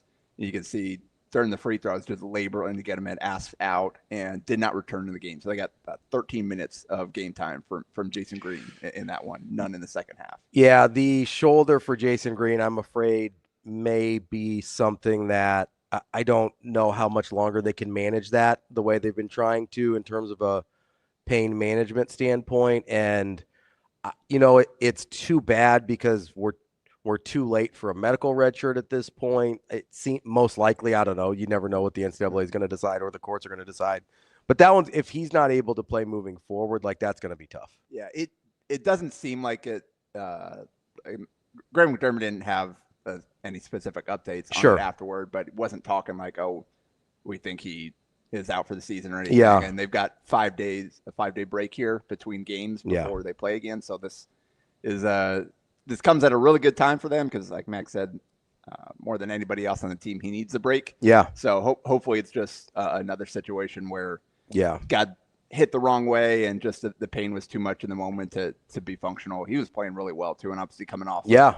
They didn't get the win, but his career high in scoring in the previous game after struggling the one before. So you hate to see something like that interrupt him with the way that he was playing and the way he continues to evolve into an offensive hub for the team. Yeah, which is crazy. Yeah, I mean, that is not something I think anybody had on their bingo card when he came to Creighton, 3 years ago or whatever, 4 years ago, I guess at this point, where I think there was a lot of things, myself included, that we liked about Jason Green. I didn't know he would ever get to this point offensively where you look at him and you go, that's a guy you can rely on. 26, 7, and 4 assists at Providence. That's a crazy line. And that's 8 a crazy of 10 line. shooting. Yeah. 9-11 from the line, hit a three. Yeah, and again, he had struggled the game before, and to come out and play as well as he did against Providence, despite Creighton not being able to pull that one out. And then to get off to the start that he did, again, he had 10 points at the half, three boards, a block, was their leading scorer. And then again, wasn't able to return. So credit to the team for finding a way. And you can Absolutely, yeah. Mac even talked about it. They were playing lineups they had never played before. They were playing 4-guard lineups. Trout at the 5. Kareem Conan played 10 minutes in the second half. Yep. Played 16 in the game. And like there were times where Xavier absolutely took advantage of how small Creighton was, because like some offensive rebounds and buckets inside. I mean, they were going 6-6 at the 4 spot between Josh Dix or Fedor Zugic, depending on who was matched up with who in that situation. And Xavier took advantage of it, but Creighton found a way to get. So one, you can go broke down the entire end sequence there, but on a day when they couldn't get any stops, they shot 65% from the field. Xavier did in the second half, put up 54 points, but Creighton found a way to get it done, and it started with a stop on the moment they needed the most. And as a credit to Josh Dix, who playing with Trey Carroll, who finished with 29 in the game. He's 6'8", 235, 235-pound forward. Dix is 6'6", 205, so giving up 30 pounds, 2 inches that matchup. And on their previous possession, they had run a really nice high-low play and got the ball over the top of Dix inside to Carroll for a bucket. They tried to go back to that again on their next possession, and Dix did a great job of fighting for position, deterred the pass just enough. Harper maybe having his hand up in the passing lane maybe helped as well. So one, they shut down the initial action, and then who was it? Borovichinen, I think, drove it when the pass wasn't there, got past Harper, and Dix stepped off, vertical challenge, forced a miss at the rim, and the ball went out off Xavier. So got the stop they needed, and that set up the Swartz play where drove right to the rim, drew a foul, hit the first free throw. Then Richard Pertino iced him, came out, missed a second, fouled it up, and like he talked the way through. Like he was just trying to draw a foul because he said he was trying to get to the front of him, trying to get to the basket, bumped off him, faded away, and then high off the glass and in. Like you said, the unreal angle on that bank shot. Well, and he said, he admitted that the icing kind of worked on him. He's like, but I will say, and I said this to DB, one of the things I was most impressed by was just how many times you see a guy miss a free throw in that situation and just stand there. Like there's like the shoulder slump, you hang the head, and you just. Or they go too early. Yes, and create a violation, right? And now I think it helped where he thought the ball was going to go to not get a violation, right?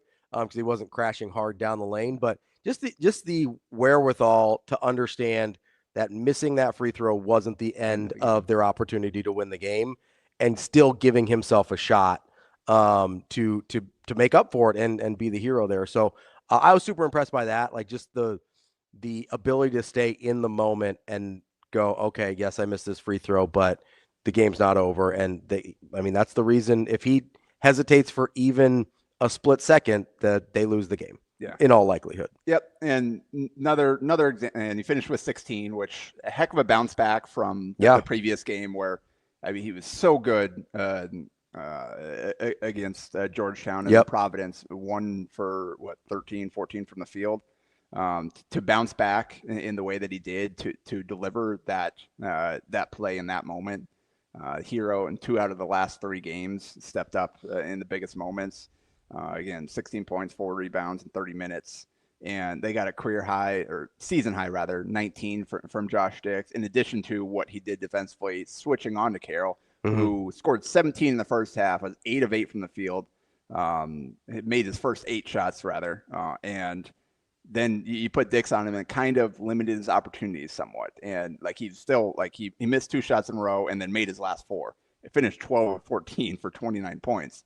But he got fewer opportunities with Dix on him. And again, in the biggest moment, he stepped up and helped get the stop and prevent him from getting easy ones. So yeah, those two kind of leading the way. But then huge bench boost. Starts with Nick Graves, 16 points and 9 assists. And I thought outside of 1 or 2 shots, he did a great job of getting spots and making the right decision. Yeah, pretty good decision making. Yeah, he got it out a little quicker. He ended up of his 9 assists, 6 were for 3-pointers, 2 for a dunk, and 1 for a layup. So that's an extra 24 points. He accounted for 40 of their 94 points by himself in his 31 minutes on the floor. So huge performance by him. And then Fedor Zugic, season high 11 points, and 3 of 3 from 3 in the second half, and then hit 2 big free throws as well. I thought he played really well. Yeah, and then defensively, McDermott called it out too, and it's interesting how far he's come. It's like he is their best defender off the bench when they need to give Dix a rest or they need to move him on somebody else. Fedor's the guy that steps in and takes on that tough assignment. And kind of across multiple positions too, which is kind of the interesting part about this. Yeah, so scored 11 points in 13 second half minutes, finished with 20 minutes in the game. And then Hudson Greer made his return. And Blake Harper had a tough one, got in foul trouble. Didn't seem like he had a good rhythm. Yeah, just never got into it. Did have a big bucket late though. That one driving down down the baseline there. And kind of that's the type of bucket I anticipated him getting more consistently this year. Bully ball. Just getting a little bit of an angle and being able to use his body to his advantage because he's a big kid. And we saw some of it too. I think some of his limitations too are having to always go back to that left hand, and sometimes where he can get to some decent spots, but because of the way he needs to shoot it, ends up ending in a tougher shot than you would hope for where he got on the court. And then also sometimes he'll go for the foul instead. And Big East players are bigger and more athletic than the guys he used to play. You can't necessarily always just go through them. Yeah, and you're probably not getting those calls in the Big East. Like it's just not happening. I mean, Graves has found the same thing this year. Yeah. And so, but again, in that moment to gather himself and to have the confidence to do it, to attack, because they need a quick bucket there to get the 2 for 1, and he got it. So that was a huge play. But Hudson Greer stepped in and 8 points, went back-to-back threes late in the first half from the same spot in front of Xavier Betch, and then on the next play, I thought kind of showed some maturity, and they got him on the opposite wing, and he could have taken a heat check with the defender closing out. Instead, drove it. And then kicked it across to, I forgot who it was, but somebody else for a 3. The shot didn't go in, but from a process standpoint, really good look. That was a really good play from a freshman. Again, a guy that missed some time. He's feeling it. You just hit back-to-back shots. Really easy to take that shot there. He made the right play. So that's just in terms of building blocks moving forward. Like that's, you look at the rest of the season now, seems like Greer's kind of getting to the point where they feel like he's in good enough shape and he's in a good enough rhythm that he might be able to help them. Yeah. And he certainly helped them this one. You don't win without his 8 points. Had a dunk as well off of a Graves feed in the second half. Played 9 minutes and again scored those 8 points. So that's the guy I think with this little break here that I'm excited to see what it looks like with the 5 days off. That's what we talked about last week. Yeah, you kind of pointed that out as like, hey, this might be the stretch where he gets a chance to fit his way back in. Obviously, sort of by necessity, found his way back in last night, played well. I'm now excited to see what that looks like for him to be able to have a little bit of confidence going into this break and kind of hit a stretch run here for Creighton. Let's look at the schedule coming up here because, I mean, at 12-8, we're looking at 6-3 in conference and what that looks like for trying to make, however unlikely, an NCAA tournament push here. The Big East isn't doing them any favors with the strength of the conference this year. Like there's not a ton of meat left on the bone in terms of resume builders. You have to win. I think you have to win 9 games to be in a position, 8 minimum, to be in a position to give yourself a chance without winning the Big East tournament. Yeah, and we're at the point now where I don't necessarily think it's even worth like thinking about that. Sure. Like like the cliche, game to game, you got to take it one at a time. But I think that's truly where they are now. Whereas it's not necessarily mathematically eliminated, like the possibility is still on the table.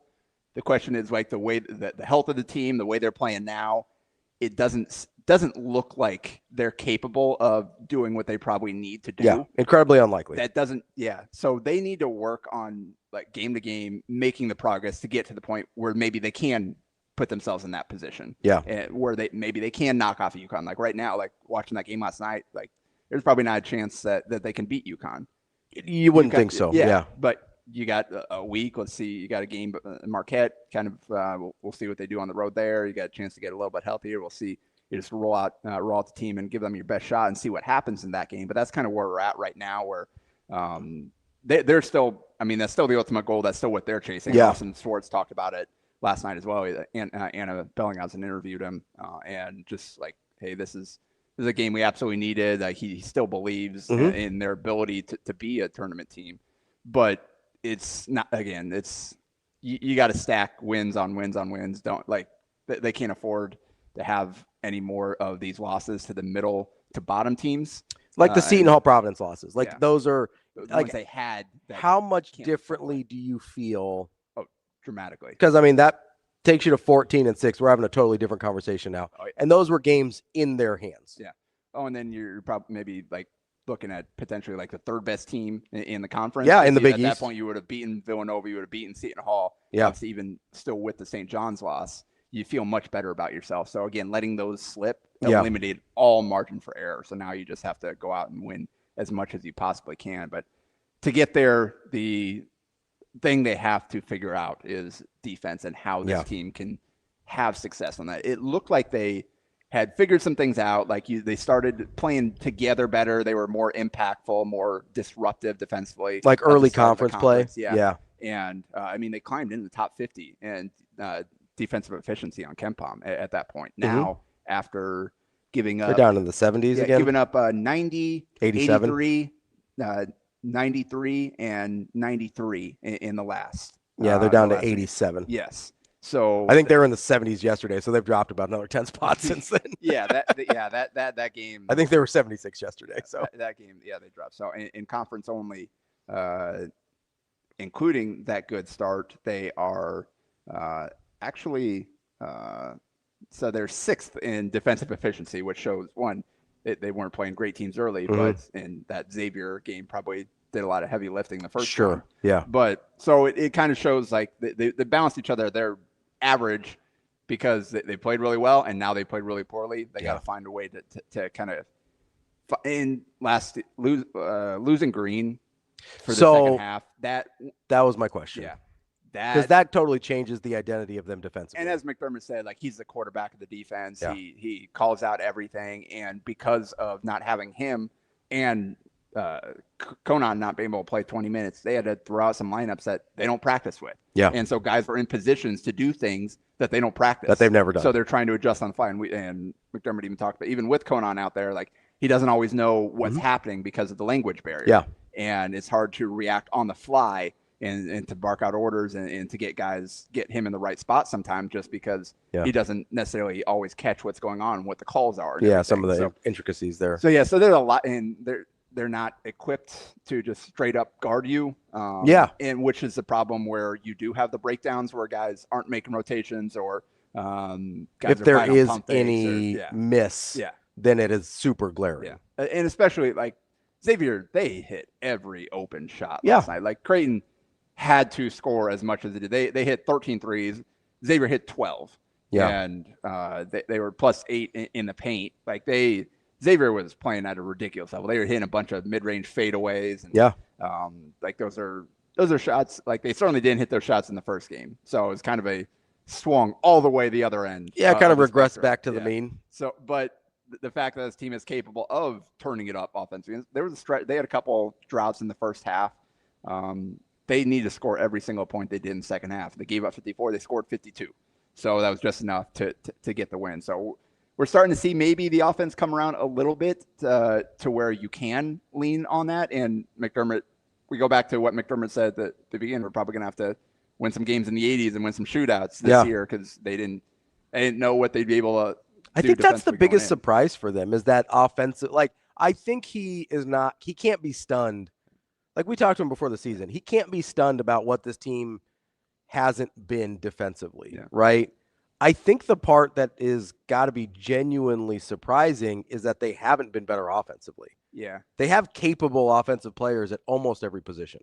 Yeah, and it just losing Freeman in that part of it is a huge deal. For what they expected going in and how this thing was going to look in terms of just a bunch of shooters around a dominant post player. Losing Jackson McAndrew, that's a huge part of that. So now you've got Isaac Trout, who's been up and down throughout his career. You have to rely on him every single game. You can't you can't. All right, he's not feeling it, but Jackson is, so we'll rely on that, and we'll still get the production we need out of that position. Yeah, no, that's fair. not the case right now. Blake Harper is their second four, and he's a completely different player and can make threes, but he's not the kind of high volume guy you run actions for. Yeah, totally different style. I mean, honestly, stylistically, you're probably closer with like a Fedor as the four in terms of spreading the floor and things like that. And he's obviously very undersized, so that brings its other issues into the equation as well. Yeah, so that, and then obviously Graves, kind of the adjustment that.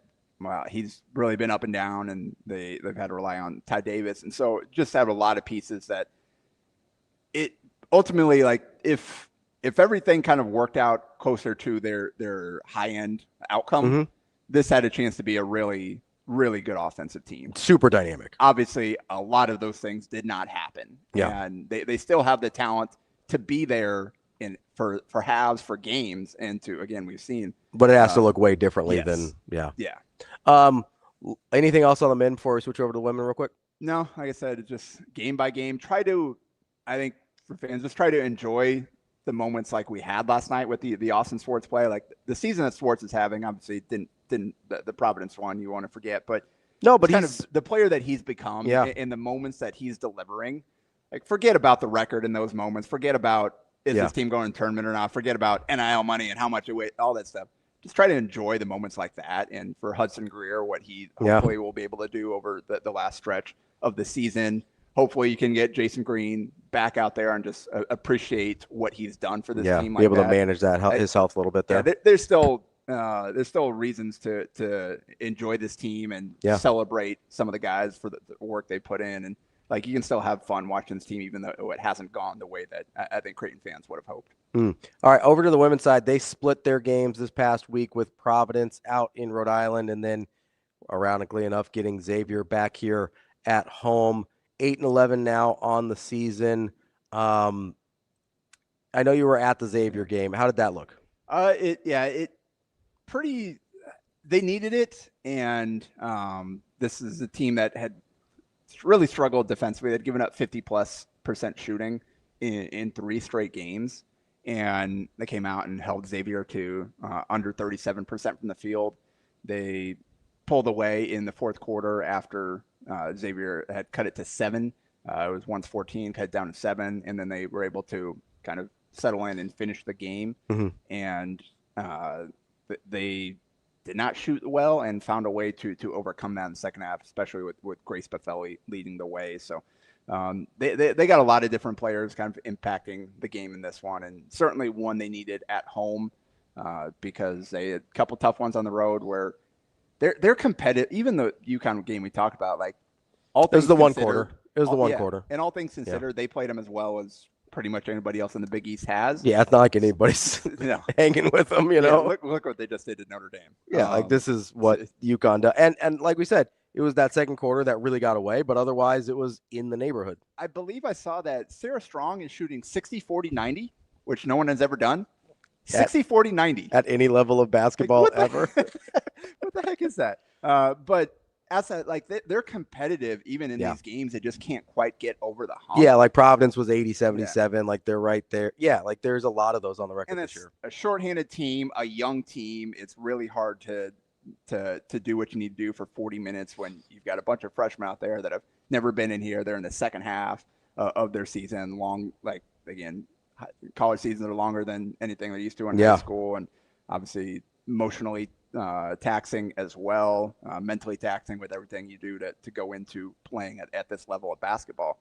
And you've got players that have never been here before, your transfers. You've got one of your leaders sitting on the bench out for the year.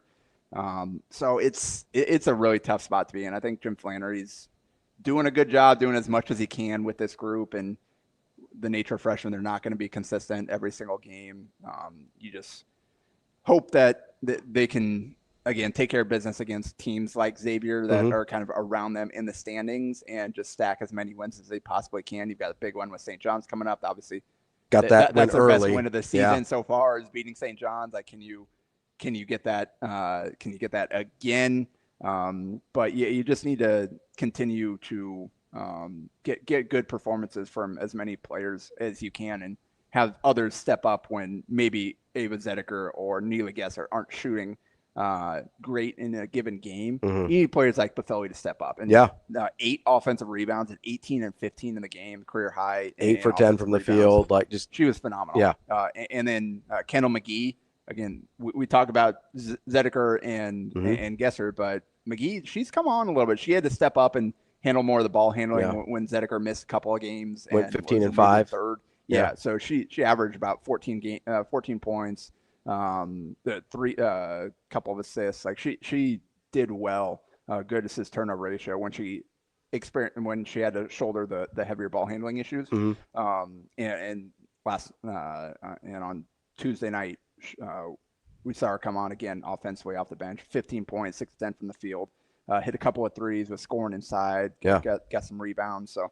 And then Allison Heathcock as well, just kind of the glue that holds this team together. 14 points, 8 rebounds, 5 assists, 3 steals, took a charge, and basically all the defensive plays she made were momentum swinging plays. Completely critical. Yeah. So those are the kind of performances you need. You have to have as many players step up as you can to have a chance. And that was a good one for this team. Certainly one they needed because they had a rough stretch heading into it. Is there any world in which you thought they could possibly win a game that they shot 8 for 33 from 3-point range this year? No, definitely not. Like that just didn't feel feel like it was on the table at any point. Yeah, and Flannery talked about it after the game as well. It's like this team isn't quite the shooting team that they've had, and in terms of kind of the execution level, it's not quite there either. They don't pass it quite as well. What this team needs to the shots. What this team needs to do is they have to crash the glass, crash the offensive glass. Like they've got Buffeli's plays really hard on that end, and again 8 offensive herself, 18 season high. Like they need to find other ways to make up for where they maybe don't necessarily play as well as Creighton teams traditionally do, and that's what he sees as a possibility for this team with Buffeli, with how hard that she plays, with McGee and her physicality. Heathcock's got some length and plays really hard as well. So I think that's something they found there that they're hopefully can lean on days when they're not shooting as well as they're capable of. But that's you got to squeeze every last thing you can out of this roster in this league. Coming up, they've got at DePaul and then St. John's at home, as you mentioned. If they split these, are you happy? Or are you starting to think about like, hey, let's try and win some weeks where we go 2-0? Like, where do you think the mindset is going into this stretch here? Yeah, DePaul is one you absolutely have to win. Bottom of the conference, you handle them at home. Like you have to go out and you have to get that one. And then St. John's, I think, having the previous one already under your belt, I think if you don't get that one, that's not the end of the world. You'd like to protect home court, though. Absolutely, yeah. So, and it seems like an opportunity there if they can steal one. Like, okay, there we go. That's kind of ahead of schedule for where feels like real progress. Yeah, made up for a couple of those ones that they had chances that they weren't able to get over the hump. So, one coming out this week, next week, 1-1 is that has to be bare minimum. Yeah, that has to be the floor, and then see if you can knock off St. John's, and that's kind of like we talked about I think has to be the outlook for the season. Sure. Take care of the bottom third of the conference. Try to win more than you lose for the middle of the conference, and just see if you can steal one from one of the top few teams. Just show real progress. Yeah. Anything else on the women's side? Nope. I think we're good. That is it for this week's Blue Jay Breakdown. That's Jacob Padilla. I'm Ravi Lulla. We'll be back again next week to keep you caught up on everything going on with Creighton Hoops. And DB and I will be back tomorrow to wrap up the week of Hurrdat Sports Live. I don't plan on any surprise guests making breaking news announcements tomorrow, but I wasn't planning on that today either. So that was a nice surprise. Here we are. We'll see what happens. That's Jacob. I'm Ravi. We'll be back later.